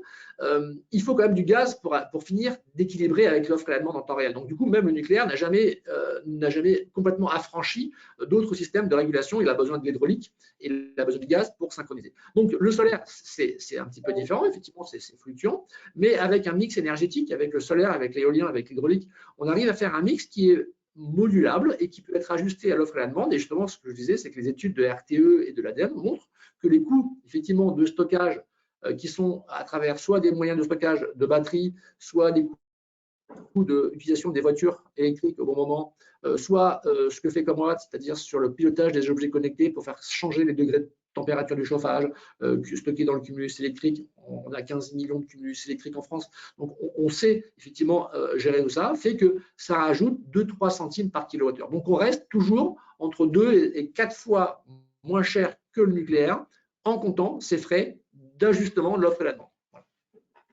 Autre question ? Oui, une question qui concerne l'article 12. Le présent article, je cite, ne s'applique pas aux parcs de stationnement soumis aux dispositions de l'article L111-19-1 du Code de l'urbanisme ou de l'article L171-4 du Code de la construction et de l'habitat. Comment s'articulent les futures nouvelles dispositions du Code de l'énergie et celles du Code de l'urbanisme ou du CCH qui impliquent une végétalisation des ombrières ou l'installation de photovoltaïques sur les parkings de plus de 500 mètres carrés? Voilà, très franchement, il faut regarder, et il faut combiner les textes. C'est un travail que honnêtement, que je n'ai pas fait. On ne va pas mettre de la nature sur les ombrières parce que ça va empêcher le soleil de faire son travail. Donc, ce n'est pas possible. Voilà, je ne vois pas comment on peut faire techniquement. Oui. Aujourd'hui, dans l'article 12, c'est marqué que les ombrières doivent être sur 50% de la surface du parking. Donc, du coup, peut-être qu'il y a des possibilités d'être compatibles avec d'autres mesures. Parce qu'il est vrai qu'on peut imaginer que sur une partie, on met des ombrières, sur une partie, on met des arbres. Et que du coup, au final, on arrive à répondre à deux choses différentes en partageant le même espace. Mais ça, je n'ai pas de garantie. Je ne peux pas vous répondre de manière certaine. Non, je n'ai pas regardé en détail et là, je ne peux pas répondre. On a une remarque de la personne qui nous a posé la question précédente. L'objectif de ma question est d'être dans l'esprit du webinaire, qui serait d'être force de proposition vis-à-vis du gouvernement et de lui proposer d'investir dans les 100 millions de mètres carrés d'ombrières de parking plutôt que les 2 centrales nucléaires équivalentes. C'est une bonne idée. Oui. Une bonne idée, bon vent pour y arriver, à les convaincre, mais oui, bien sûr. Mais on a. C'est moins cher, c'est plus rapide et ça crée beaucoup d'emplois locaux. Ouais, et on sait que ça marchera. On sait que ça marchera. Oui, et surtout c'est qu'il n'y a pas d'incertitude sur le prix. Parce qu'effectivement, aujourd'hui, à chaque fois qu'on est lancé sur un projet nucléaire, comme tu as rappelé tout à l'heure, au début, Flamanville, ça devait coûter 3 milliards, on en est à 20 milliards. C'est-à-dire qu'il y a une incertitude colossale.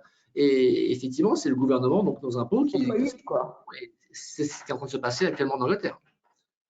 Et en Angleterre, on est parti sur la même chose. Et eux qui le tuent en Finlande, c'est à peu près pareil, puisqu'on était à 3, on doit être à 9 ou 10.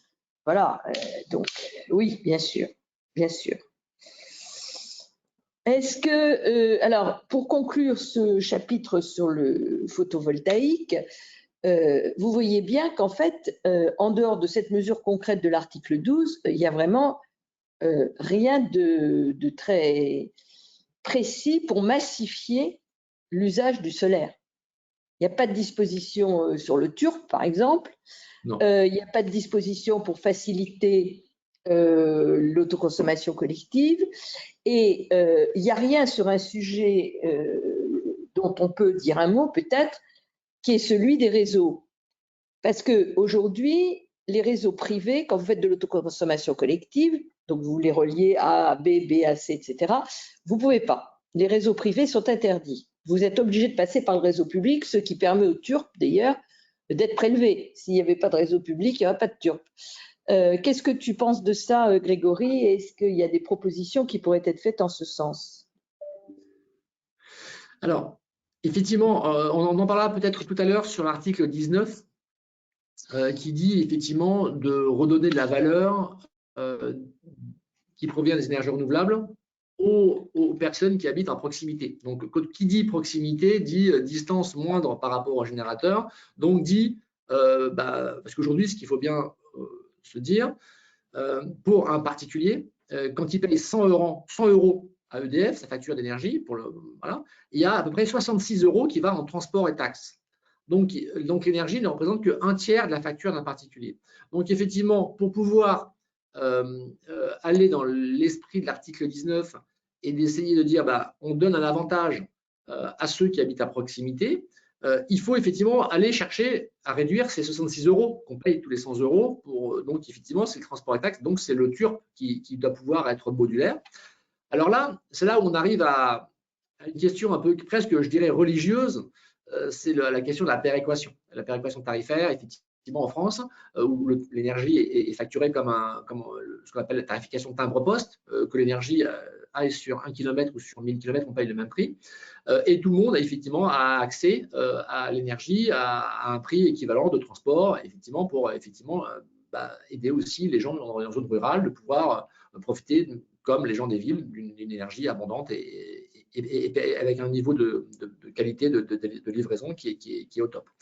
Donc, effectivement, mais après, ce qui est important de se dire à ce stade de la discussion, c'est qu'il y a pas mal de gens qui confondent péréquation, tarifaire, énergie, et équité.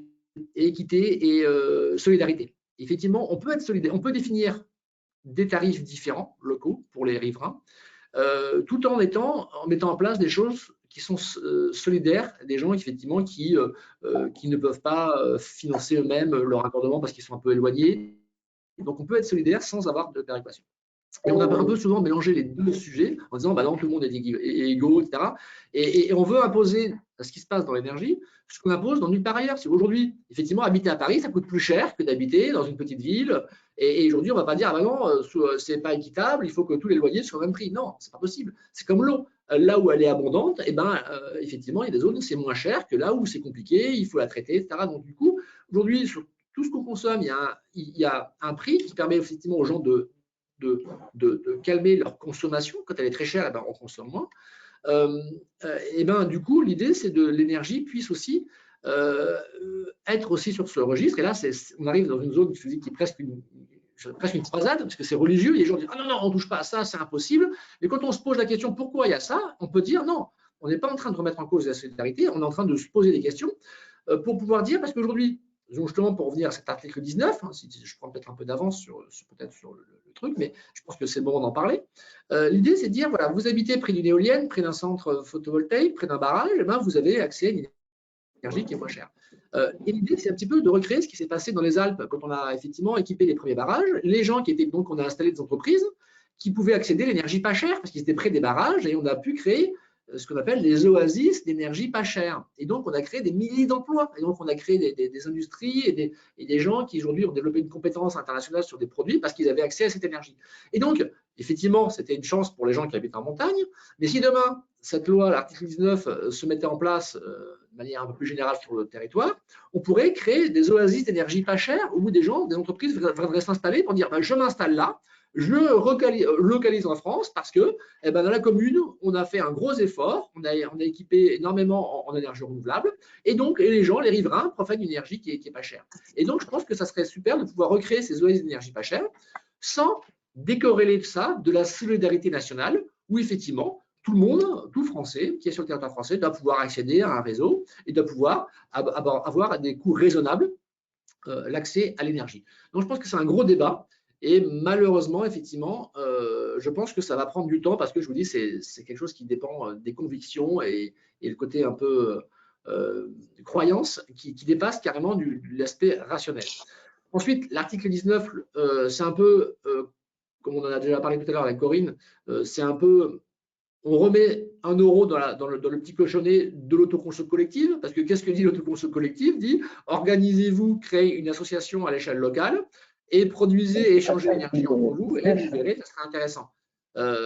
Mais pour que ce soit intéressant, il faut que ce soit intéressant au niveau économique et que effectivement échanger avec son voisin ne soit pas actuellement contre-productif au niveau économique. Donc si on va au bout de l'article 19, peut-être que l'article 19 pourra aider effectivement à pouvoir relancer l'autoconsommation collective, pas avec des mots, mais avec des choses concrètes. Et effectivement, un peu comme pour l'article 12 sur les parkings, ça serait super que le gouvernement, au lieu de faire un texte un peu tarte à la crème, dise, ben voilà, je souhaiterais que dans 2 ans, on ait, je ne sais pas, 100 000 projets autoconso collective en France et que concrètement, les gens qui sont en autoconso collective puissent dire je paye 20%, 30% moins cher parce que je suis passé en autoconsommation collective. Et ça, pour y arriver, il faudra regarder toute la chaîne. Et donc, effectivement, les panneaux, on sait le faire, les éoliennes, on sait le faire. Ce qu'on ne sait pas faire, c'est le prix du TURP, qui est un prix déraisonnable actuellement. Voilà. Alors, je suis entièrement d'accord avec toi. Un iota près, c'est que ce n'est pas ce que dit l'article 19. Bon. L'article 19, dans la philosophie, c'est ce que tu dis. Dans la réalité, ça n'a rien à voir, si je puis me permettre. Parce que c'est très limité. C'est très limité. C'est l'autorisation donnée aux fournisseurs d'électricité de déduire des résidents principaux. Ce n'est même pas des résidents tout court. Donc, ce ne sont que les particuliers résidents principaux de leur facture d'électricité, quelque chose qui correspond au fait qu'ils sont au voisinage d'une installation. En gros, c'est faciliter l'installation des éoliennes pour que les gens aient une petite ristourne parce qu'il y a une éolienne à côté de chez eux. Il n'y a pas le mot éolienne, mais en fait, le fond de la pensée, c'est ça.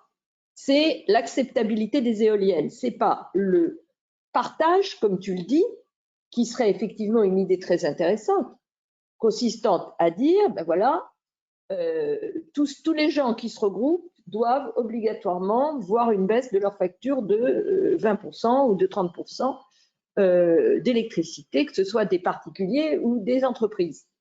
Ensuite, on se met autour de la table et comment on fait? Comment on fait? Ben, immédiatement, on va tomber sur le TURP. Hein. Il n'y a pas de mystère. Il n'y a pas de mystère. Et c'est toujours ça. C'est le problème central. Voilà. C'est le nœud. Et donc, le 19 est un petit pas dans la porte, mais un tout petit pas dans la porte. La porte, elle n'est pas du tout ouverte encore. Parce que derrière cette discussion que nous avons sur développement du renouvelable, il y a quand même un problème majeur qui est 2 visions antagonistes de l'électrification de la France. Une vision centralisée une vision décentralisée. Oui. Nous avons aujourd'hui une vision totalement centralisée. 56 réacteurs nucléaires qui fournissaient 75% de l'électricité. Pas de bol, aujourd'hui, c'est 55% de nos réacteurs qui sont à l'arrêt. Donc, on a un vrai problème. Et dans le même temps, on a une électricité renouvelable qui est à 23% ou 22%, quelque chose comme ça. Donc, on a un trou, évidemment. Oui. Donc, tout le monde se dit qu'il faut faire monter le renouvelable. Mais pour autant, ils ne veulent pas abandonner le modèle de l'électricité centralisée. Et c'est pour ça qu'on est dans un entre-deux. Oui. Qu'on n'est pas vraiment dans un mouvement qui lâche les vannes et qui dit voilà les gars, dans les 4 ans qui viennent, l'objectif c'est 40% d'énergie renouvelable, donc voilà ce qu'on fait pour y arriver. Et évidemment, les critères économiques sont au moins aussi importants que les critères juridiques. Et c'est à mon avis tout ce volet-là qui manque dans le projet. Oui. Alors peut-être qu'il va venir. Après, on ne va pas faire un procès d'intention au gouvernement. Peut-être que le projet de loi est peut-être le cadre global et que moi j'attends avec impatience les actions concrètes. C'est pour ça que j'essaie de. Oui, mais enfin, il faut que la loi elle autorise ça. Il faut que la loi elle autorise ça. Elle ne l'autorise pas en l'état. Il y a des questions. Il y en a une.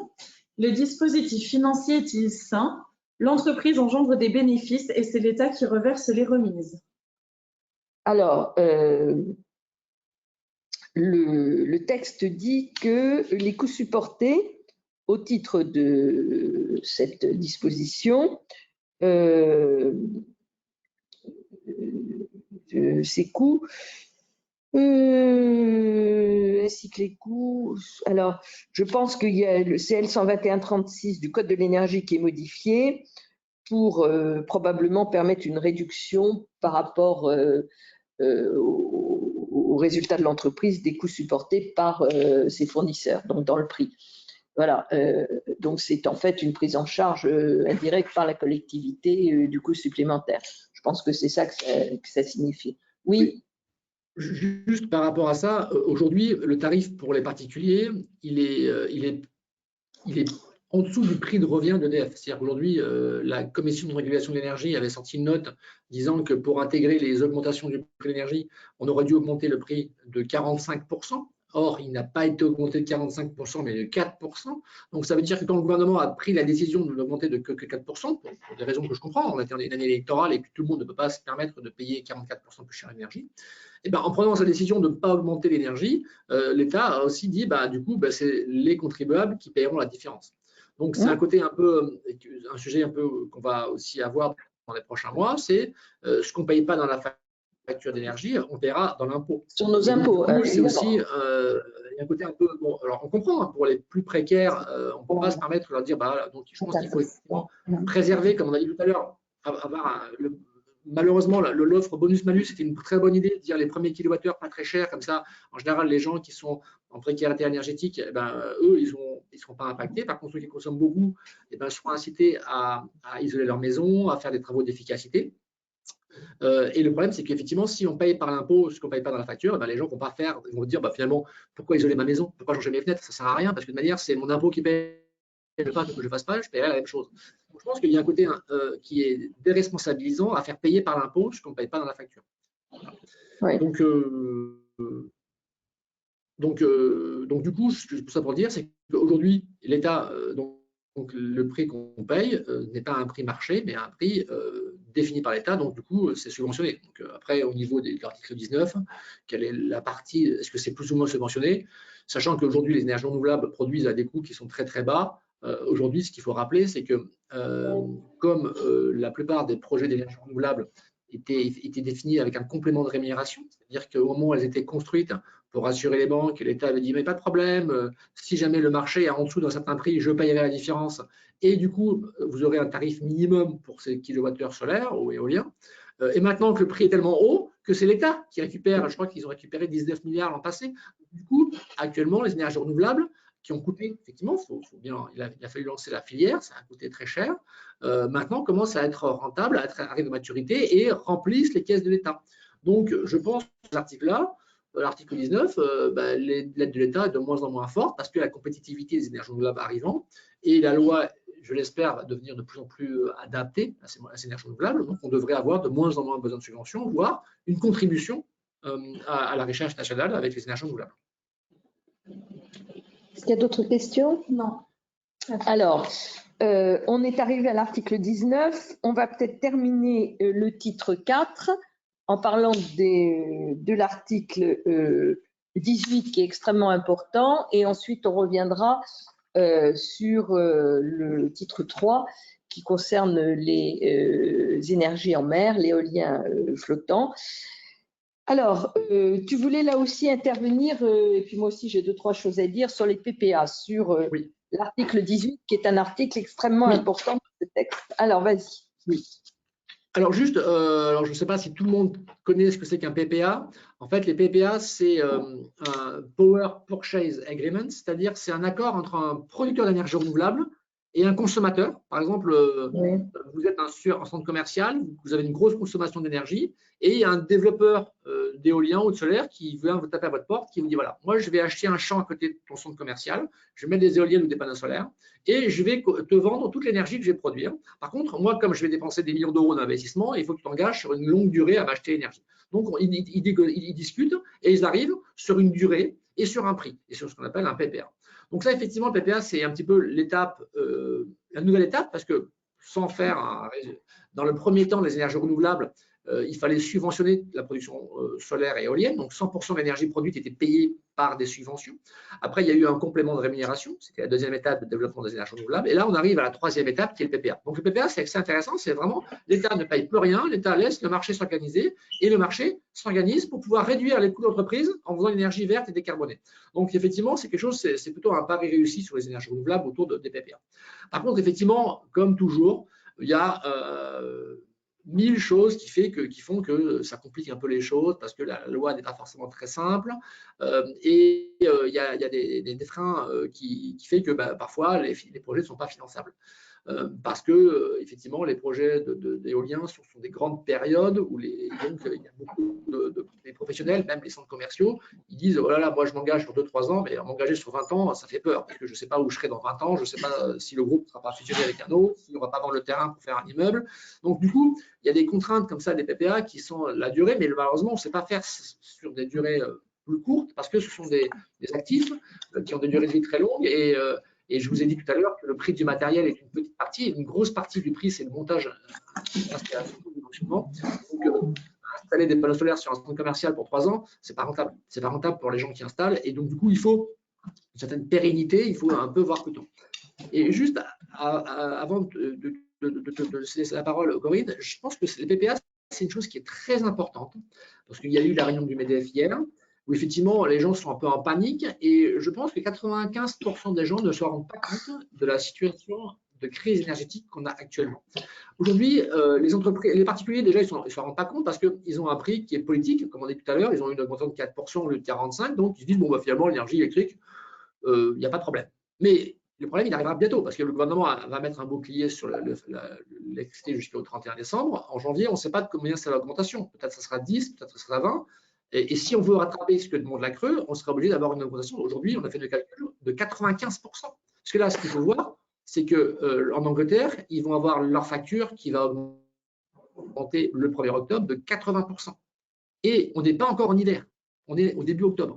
Donc, si en janvier prochain, on devait appliquer les règles de la France et de la Creux, etc., et qu'on devait dire, voilà, on applique l'augmentation, on serait à 95% d'augmentation. Donc, c'est quelque chose qui n'est pas envisageable. Donc, on va mettre de côté les particuliers qui, eux, vont avoir une mesure protectrice. Peut-être pour ce qu'a dit le gouvernement, peut-être que pour les gens qui n'ont pas les moyens, ils n'auront pas d'augmentation. Par contre, effectivement, peut-être faire un tarif au salaire. Ça, c'est encore un autre sujet. Est-ce que c'est ce qu'il faut faire? Est-ce que c'est bon? Juste pour vous rappeler, en Finlande, quand vous êtes pris en excès de vitesse, l'amende dépend de vos revenus. S'il y a un millionnaire qui a grillé un feu rouge et qui a eu 200 000 euros de facture, alors bon, c'est juste pour vous dire que, et ça fait 50 ans que ça existe en Finlande. Donc, peut-être que demain, l'énergie dépendra de votre bulletin d'impôt si le gouvernement va avancer là-dessus. Mais en tout cas, il faudra trouver une solution pour protéger les gens qui sont en précarité. Donc, les particuliers, ce sera un peu un tarif défini par l'État. Pour les pros, ce n'est pas le cas. Ce n'est pas le cas parce qu'ils ne sont pas protégés par un bouclier et c'est le prix marché. Et aujourd'hui, quand on regarde, je vous invite, après ceux qui peuvent me poser des questions sur LinkedIn, je pourrais vous envoyer les sources ou l'envoyer à Corinne qui l'enverra aux gens qui sont inscrits au webinaire.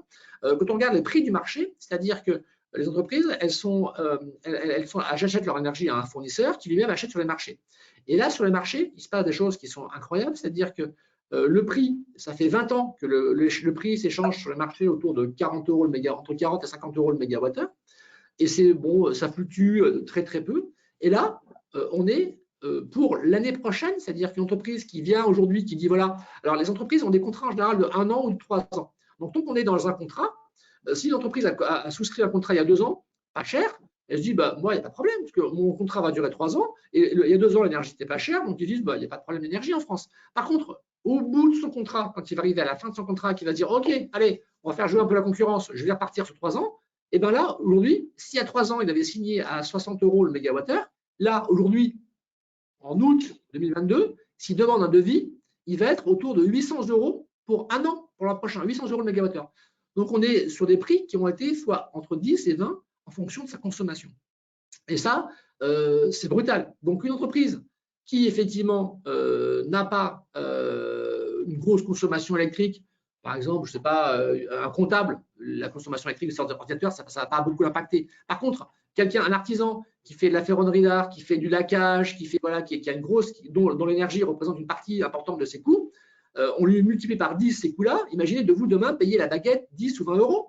Vous vous dites, non, mais vous arrêterez de manger du pain, vous allez vous mettre au biscotte, hein, parce que ce n'est pas possible. Donc, du coup, c'est quelque chose qui est extrêmement grave, qui se passe actuellement. Le gouvernement, c'est pour ça qu'ils sont un peu en mode task force actuellement, donc on pourra peut-être en parler tout à l'heure, donc ils vont essayer de trouver des mesures, mais le système qui est actuel en place va mettre beaucoup de temps à être réformé. Et les PPA, pour revenir aux PPA, c'est un moyen simple de pouvoir régler la douloureuse pour les entreprises. Parce que plutôt que d'être soumis aux aléas d'un gouvernement, on voit bien depuis tout à l'heure qui définit des décrets, mais qui a derrière, pour les mettre en application, c'est compliqué, parce qu'il y a des forces contradictoires en France qui fait que ça avance pas très très vite. Dépendre du gaz que Poutine voudra bien ouvrir ou fermer le robinet, etc., c'est quand même pas raisonnable. Plutôt que de dépendre de choses extérieures qui nous dépassent, les PPA, c'est quelque chose de concret qu'on peut faire. On va voir un développeur de projets solaires ou éoliens, on dit voilà, moi, j'ai envie de me mettre un bouclier, mon propre bouclier. Je veux acheter énergie sur 20 ans parce que j'ai une pérennité, je sais que mon activité elle se développe et je m'engage à t'acheter l'énergie. Et à travers des PPA, on peut payer 2, 3, voire 10 fois moins cher que ce que propose le marché. Donc, par contre, ça demande un engagement. Et c'est ça qui est un peu difficile, c'est que les gens disent oui, mais moi, je ne vais pas m'engager. Donc, ils veulent l'énergie pas chère, mais pas s'engager. Donc, c'est là où le gouvernement peut aider, effectivement, à sauter le pas et à faire des contrats ou une protection juridique dans laquelle les banques soient confortables d'investir à côté des entrepreneurs sans qu'effectivement il y ait un risque sur ces grandes périodes où effectivement tout le monde a intérêt à pouvoir échanger cette énergie au niveau des PPA. Bah, écoute, je crois que tu as très bien expliqué le système du PPA, qui est effectivement un système de contrat qui se développe maintenant depuis 3-4 ans. On fait des PPA de manière assez courante, c'est vrai, avec des problèmes d'arbitrage entre le montant et la durée, hein, parce que ça se joue, plus c'est long, moins vous payez cher, et plus c'est court, plus vous payez cher. C'est assez logique, puisqu'il y a un investissement à amortir. Mais l'intérêt effectivement de cet article 18, c'est de faciliter, de développer les PPA. Dans l'exposé des motifs, le gouvernement fait référence au contrat Excellium, c'est-à-dire au système qui avait été conçu avec le nucléaire pour les électro-intensifs, hein, qui ont des conditions extrêmement favorables. Donc, je crois que c'est effectivement un système qui doit être très largement développé. Ce que je voudrais ajouter, c'est que actuellement, on parle beaucoup de sobriété, c'est indispensable, il faut qu'on limite au minimum des consommations possibles nos consommations, mais il y a aussi un moyen de répondre, c'est d'avoir sa propre production à un prix que l'on connaît d'avance et qui permet effectivement une massification du renouvelable, et je ne suis pas absolument certaine que ce texte-là y parvienne. Mais enfin, l'article 18 est dans le texte un de ceux qui est probablement le plus intéressant et le plus facilement susceptible d'être mis en œuvre rapidement avec des effets rapides. Est-ce qu'on a des questions? Oui. Quel est le risque à s'affranchir d'un raccordement au réseau si un collectif ou un projet agricole peut générer sa propre énergie en toute autonomie, notamment avec du photovoltaïsme? Le problème, c'est qu'on n'a pas le droit de faire des réseaux privés. Alors, quel est le risque? C'est une infraction, c'est pas permis, c'est tout. Alors, le réseau privé, effectivement, c'est quand on produit son énergie et qu'on la revend à son voisin et on crée effectivement… Ça, quand on est en autoconsommation, ça ne compte pas. Par contre, il y a une deuxième, peut-être, effectivement, ça c'est interdit. Là, effectivement, je ne sais pas trop pourquoi, mais c'est interdit. Si on après, sait il y a aussi pourquoi. ce qu'on appelle les sites autonomes. C'est des gens qui habitent loin des centres où le raccordement est facile. Et là, ils disent, bon, bah, moi, les chalets de montagne, les bergeries, etc., ça fait 50 ans qu'on fait des sites autonomes, donc ça existe.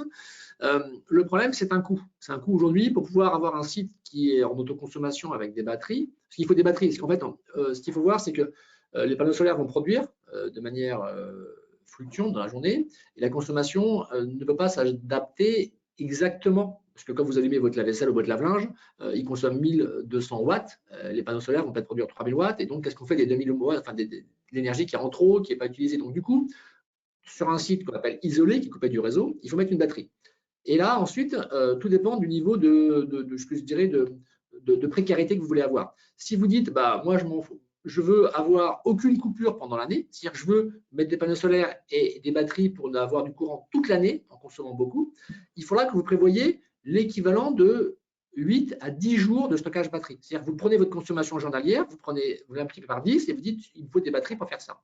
Et donc, effectivement, là, vous allez pouvoir passer l'année complète, alors, en fonction de votre zone géographique, ça se calcule, etc. Mais du coup, vous allez payer à peu près l'énergie à peu près entre 1 et 2 euros le kilowattheure. Alors qu'aujourd'hui, EDF le vend à 20 centimes. Vous allez payer 10 fois plus cher parce que les batteries, effectivement, vont coûter cher. Ça coûte cher actuellement.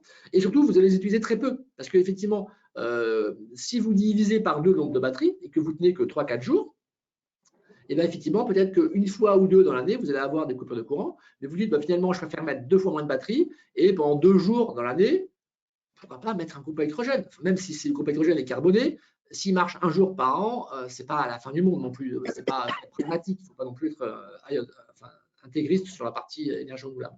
Donc du coup, il y a un calcul à faire, mais dans tous les cas, les batteries aujourd'hui coûtent assez cher. Alors, quand on voit le prix de l'énergie actuellement sur les marchés, et quand on voit ce que vont payer les entreprises, on a un kilowattheure qui est à 1000 euros le mégawattheure, c'est-à-dire c'est 1 euro le kilowattheure, c'est-à-dire au lieu de 20 centimes, on passe de 20 centimes à 1 euro. On se dit, bah, finalement, ça va peut-être le coup d'acheter. Donc aujourd'hui, il y a une ruée sur les groupes électrogènes où il y a beaucoup d'entreprises qui disent, bon, bah, finalement, je vais prendre un tarif pas cher, mais qui n'ira pas forcément tous les jours. Et les jours où ce sera très cher, je couperai mon raccordement et je mettrai un groupe électrogène. Donc, ce n'est pas bon pour la transition énergétique, mais c'est pragmatique. Donc, effectivement, plus l'énergie sera chère, plus effectivement les gens vont se poser la question de se couper du réseau. Mais pour l'instant, ça reste onéreux.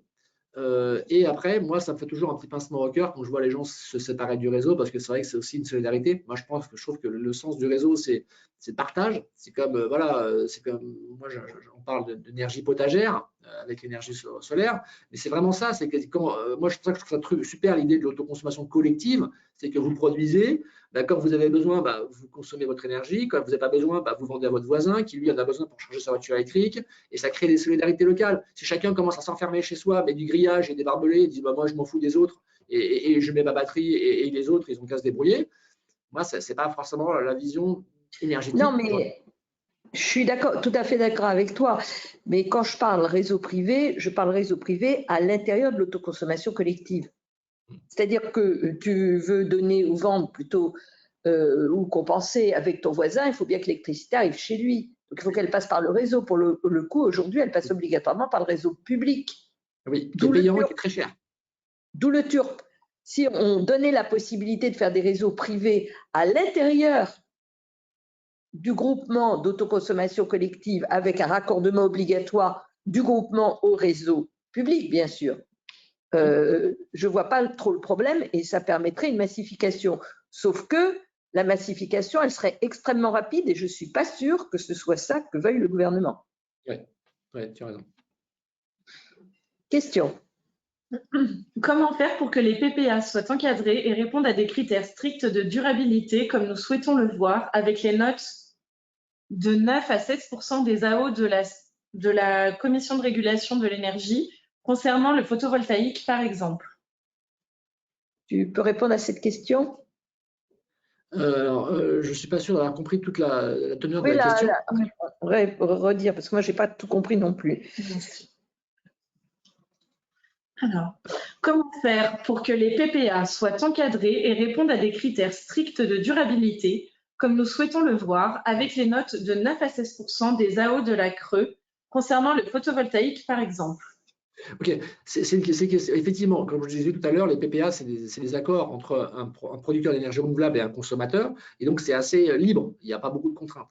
Donc effectivement, imaginons que demain l'énergie soit très chère, il pourrait avoir des biais, il pourrait y avoir des gens qui en profitent, qui disent bah, finalement, plutôt que m'embêter à mettre des panneaux solaires ou des éoliennes, je vais mettre un groupe électrogène et puis je vous vends l'énergie et puis voilà, je fais un PPA et du coup, il pourrait s'engouffrer dans la brèche et dire bah voilà, et le groupe électrogène, je prends un camion que je garde sur votre parking et demain il est installé et voilà. Et du coup, ça serait pas effectivement. Donc il ne faut pas laisser ouvert. Et c'est limité quand même. L'article 18, tel que je le lis, il est quand même limité aux énergies renouvelables. Si tu fais un groupe électrogène qui fonctionne à partir du fioul, ça ne marche pas. Ok, très bien. Très bien. Il faut quand même pour un minimum de règles du jeu, sinon ça ne sert à rien. Si c'est pour utiliser davantage de fioul, c'est pas la peine. Peut-être aussi qu'il y a des choses à respecter, par exemple, même au niveau des énergies renouvelables, si on utilise, je vais dire n'importe quoi, par exemple, des essences rares, on brûle des essences rares qui viennent de la déforestation de la forêt amazonienne, ça serait quand même dommage d'en arriver là. Si on prend, par exemple, au niveau des panneaux solaires qui sont à base de cadmium ou qui sont avec des produits polluants, non recyclables, etc., ça peut aussi poser problème. Donc, je pense qu'effectivement, il faudrait que, voilà, moi, je suis toujours embêté quand on met trop de règles, après, on ne fait plus rien, mais au moins mettre des règles sur le côté un peu, au moins recyclage, démontage de l'ouvrage en fin de vie. Recyclage, produits non toxiques, produits non toxiques pour la santé. Produits non toxiques pour la santé, produits origine non contraire à la biodiversité, etc. Il peut y avoir quand même quelques critères là-dessus.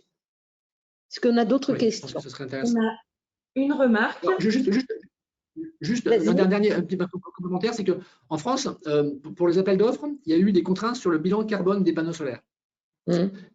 Cette contrainte, qui partait d'une bonne intention, a été une catastrophe dans la mise en œuvre, parce qu'aujourd'hui, pour établir le bilan carbone d'un panneau solaire, en fonction du cabinet à qui on s'adresse, on a des valeurs qui varient de 1 à 3.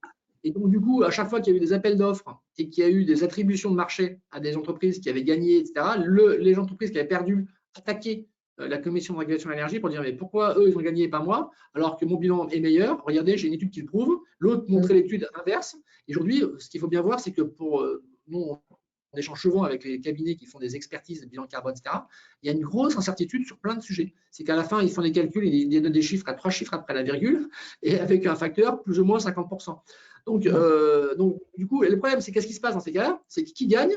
Bah, celui qui gagne, c'est l'inertie, c'est l'immobilisme, parce qu'on fait un appel d'offres, il est contesté, ça dure 1 an, 2 ans, 3 ans, et ben, le client il se dit bon, j'ai marre, c'est bon, quoi, je laisse tomber, et puis à la fin, bah, c'est appel d'offres infructueux et on repart à zéro. Donc, mettre des règles contraignantes dans lesquelles on ne peut pas mesurer si effectivement le produit écologiquement il est mieux qu'un autre ou s'il a été élu pour des raisons écologiques, on n'arrive pas à le démontrer de manière certaine, c'est contre-productif. Et ça revient exactement avec la parole de George Bush qui disait j'adore les énergies renouvelables, mais finalement il a expliqué que c'est très bien, mais dans 40 ans. Donc là, je pense que faire ça serait aussi un moyen de tuer ces projets-là, de mettre des contraintes environnementales invérifiables de manière objective. Enfin, ceci étant, le sujet que tu abordes est quand même un sujet majeur parce que si on n'est pas foutu capable d'avoir des bilans carbone qui tiennent la route et qu'on sache de quoi on parle, ça devient quand même très compliqué. Oui, mais c'est le cas actuellement dans lequel on est actuellement. Aujourd'hui, les bilans carbone sont très compliqués. Regarde, sur le nucléaire, regarde les fourchettes qu'il y a entre le nucléaire. Aujourd'hui, il y a les pro-nucléaires qui disent non, le nucléaire, c'est 3%, c'est 3 grammes de CO2 par kilowattheure. Et puis quand on regarde les études américaines, on est à 30. 3 à 30, c'est x10, quoi. Et les deux sont très sérieux. Donc, il y a effectivement, dans les bilans carbone, il y a un manque de précision qui n'est pas de l'ordre de la virgule, mais qui est de l'ordre de plus ou moins 100%. Et qui est contre-productif quand on est sur des enjeux financiers importants comme là. Oui, à ceci près que le but du jeu est quand même de réduire l'empreinte carbone, donc si on n'est pas sûr du bilan carbone à la base, c'est quand même problématique. Et oui, et ça, c'est un gros problème. Et d'ailleurs, il serait bien d'en parler un jour, ça, de faire un webinaire sur le bilan carbone, comment on le mesure et les incertitudes et faire venir des gens. Moi, je connais des gens assez qui sont à fond. Bonne idée, on va monter ça. OK, on va monter ça. Est-ce qu'on a encore des questions? Oui. Allons-y. Est-ce qu'il y a dans ce projet de loi des dispositifs particuliers pour développer les énergies renouvelables dans les Outre-mer? Alors, non. Il y a des choses. Alors, oui et non, on va y venir. Il y a des dispositions particulières pour l'éolien en mer. Mais sur le photovoltaïque ou les dispositions générales dont j'ai parlé tout à l'heure, il n'y a rien de particulier sur l'outre-mer. Alors, peut-être dire un mot sur l'éolien en mer, alors qui intéressera peut-être moins nos internautes parce que ça concerne vraiment des très grosses installations. Hein. C'est l'énergie renouvelable en mer et en particulier l'éolien flottant avec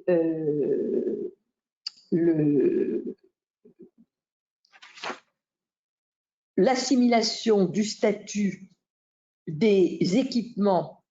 Quand je dis équipements, ça peut être des îles, ça peut être des grandes stations qui vont recevoir l'installation éolienne flottante. Donc, aujourd'hui, il y a un vide juridique. C'est pas ce que c'est, ces choses-là. Donc là, le cap est très clair. C'est un navire. C'est assimilé à un navire. Et donc, il y a tout un régime prévu à l'article 14 d'autorisation des îles artificielles, installations et ouvrages flottants, avec un régime très précis pour tout ce qui est au sein de ce que l'on appelle la mer territoriale, c'est-à-dire la partie de la mer qui est la plus proche de nos côtes, et ensuite une assimilation de la zone suivante qui s'appelle la zone économique exclusive sur la mer territoriale lorsque l'on est sur des installations qui sont à cheval sur l'une et l'autre. Donc le régime, si je puis dire, le plus contraignant s'applique aux installations qui sont entre deux, ce qui est assez logique. Avec également, donc il y a tout un système d'autorisation qui est prévu avec un système de sanctions à la française comme on les aime bien. Et il y a également à l'article 16 des dispositions particulières qui modifient le code des transports s'agissant du personnel qui travaille en mer. Et puis des dispositions, bon, c'est moins intéressant sur les transports qui interviennent de ces installations vers la Terre. Ce qui est plus intéressant, c'est probablement l'article 17 qui traite des ouvrages de réseau public de transport d'électricité, parce que c'est très joli de faire des installations en mer, mais ensuite il faut que ça rejoigne la Terre. Donc, il faut des installations de transport d'électricité.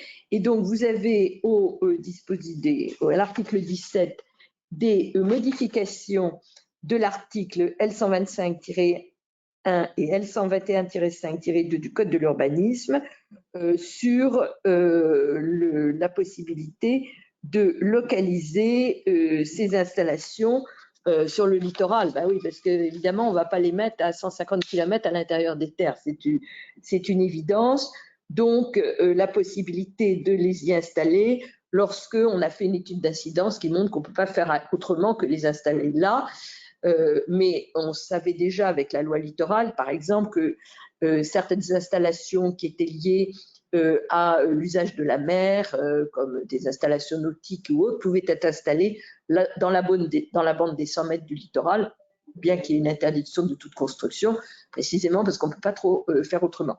Voilà, donc il y a une série de dispositions sur l'éolien en mer, parce que effectivement, c'est un essor considérable que l'État veut donner à ces installations et je dirais qui gênent les riverains, mais qui ne gênent pas le monde économique, parce que c'est des très grandes entreprises où les investissements dont il s'agit, qui sont en capacité de le faire, et donc on va retrouver sur qui, sur Engie et EDF, et qui, Engie et EDF et Engie. Donc voilà, c'est des dispositions qui sont faites pour ces très grands installateurs, voire quelques installateurs étrangers. Je pense à Iberdrola ou d'autres européens qui pourraient vouloir s'installer au large des côtes françaises. Voilà, est-ce qu'on a des questions sur ce sujet?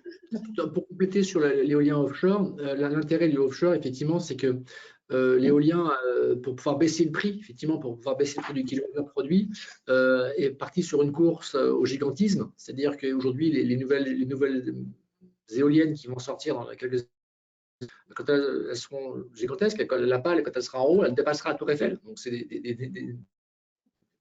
quelque chose qui sont vraiment très, très grandes. Et on comprend que plus facile peut-être de les faire en mer que de les faire sur Terre pour des raisons d'environnement. Et surtout, effectivement, plus elles vont aller haut, plus effectivement le kilowattheure sera abordable, compétitif. Et en plus, le gros avantage de l'éolien offshore, c'est qu'en mer, il y a ce qu'on appelle un facteur de charge qui fait qu'elle produit pendant plus d'heures par an qu'une éolienne terrestre ou plus que le solaire, etc. Donc ça permet effectivement d'avoir un mix énergétique qui est assez intéressant, avec peut-être 50% du temps où l'énergie est produite, donc ce qui est beaucoup plus que ce qu'on peut observer avec le photovoltaïque. Donc dans un monde effectivement où la France il y a une biodiversité des moyens de production, c'est un complément qui est indispensable. Voilà, je terminerai avec un petit mot sur l'article 20 qui concerne le gaz naturel et la possibilité d'avoir des contrats d'expérimentation pour le gaz bas carbone, c'est-à-dire du gaz fabriqué de manière verte, si je puis dire, et pour l'injecter dans le réseau de gaz. Je pense que ça fait, bien que ce ne soit pas dit sous cette forme-là, allusion à la technologie. Comment ça s'appelle? Pardon, la méthanisation. La méthanation, pas la méthanisation, la méthanation. C'est-à-dire, je cherche le mot, c'est. Oui, la méthanation, effectivement, c'est qu'on prend du CO2, on prend de l'eau et on crée du méthane à partir de l'hydrolyse. C'est ça, on fait une hydrolyse, on fait une électrolyse à partir du renouvelable et de l'eau. Ouais. On trouve effectivement de l'hydrogène. Avec cet hydrogène, on le mélange au CO2 et on obtient du méthane. Ouais. C'est la technologie, quelque chose to gaz. Le mot me. Power to gas. Power to gas. Bon, c'est pas un truc tout à fait nouveau. Hein. Personnellement, j'avais avec le professeur Bell fait une contribution en 2008, donc ça fait quand même 16 ans, lorsqu'il y a eu le débat sur l'énergie, sur la technologie power to gas, qui peut être du reste du power to gas to power, parce que ensuite, quand on a son méthane, on peut effectivement refabriquer de l'électricité si on veut. Mais c'est une technologie qui est intéressante. Le méthane se stocke très bien. Donc, du coup, c'est intéressant de pouvoir garder pendant 6 mois, 1 an, une énergie qui a été produite au moment où on a une grosse production. C'est une technique de stockage de l'électricité renouvelable aussi. Chère, oui, mais elle existe. Mais compte tenu de l'envolée des prix, des technologies qui n'étaient pas rentables le deviennent. Voilà. Oui. Il nous reste quelques minutes. Quelques pouillèmes de minutes. Est-ce qu'il y a des questions? Non. On n'a pas de questions. Est-ce que tu veux rajouter quelque chose? Non, j'ai pas de. Non, je juste voilà, on est à un moment un peu critique du système énergétique. Il y a une grosse crise actuellement, et je me dis, moi, toujours mon côté optimiste. J'espère qu'on va prendre des bonnes décisions collectivement dans les prochains mois, et que c'est le moment effectivement de balayer sur la table les vieux sujets de rancœur qu'on a, effectivement, où on passe notre temps à se triper en interne sur pro, anti-nucléaire, voilà, et que du coup, pendant ce temps-là, le monde avance et tout le monde avance, et nous, on est toujours en train de discuter, et donc j'espère qu'on va arrêter de discuter, qu'on va passer un peu à l'action. Donc, si je pouvais exprimer un vœu, c'est celui-là. Voilà. Eh bien, le vœu tout à fait partagé. J'espère que ce webinaire aura permis à nos nos spectateurs, nos internautes de s'informer, de pouvoir formuler des propositions. Je crois qu'on a nous-mêmes manié quelques propositions au cours de ce webinaire de 2 heures. Donc, je rappelle que vous pouvez trouver sur notre site de webinaire et également sur le site du cabinet les documents de base, c'est-à-dire la loi, le projet de loi, l'exposé des motifs et l'étude d'impact, ainsi que l'article, le premier papier que j'ai fait sur le sujet. Grégory, merci infiniment de cette participation, toujours aussi efficace et intéressante. Et donc, je vous donne rendez-vous pour un prochain webinaire. Merci de votre attention. Merci beaucoup, Corinne, pour cette invitation et puis une très bonne journée. Et la vidéo sera disponible sur les réseaux sociaux? La vidéo elle est en replay sur le site du cabinet, autant que vous voulez. Donc, tu peux la prendre, la mettre sur ton site, il n'y a aucun problème. Ok, merci beaucoup. Merci à tous. Au revoir, Corinne.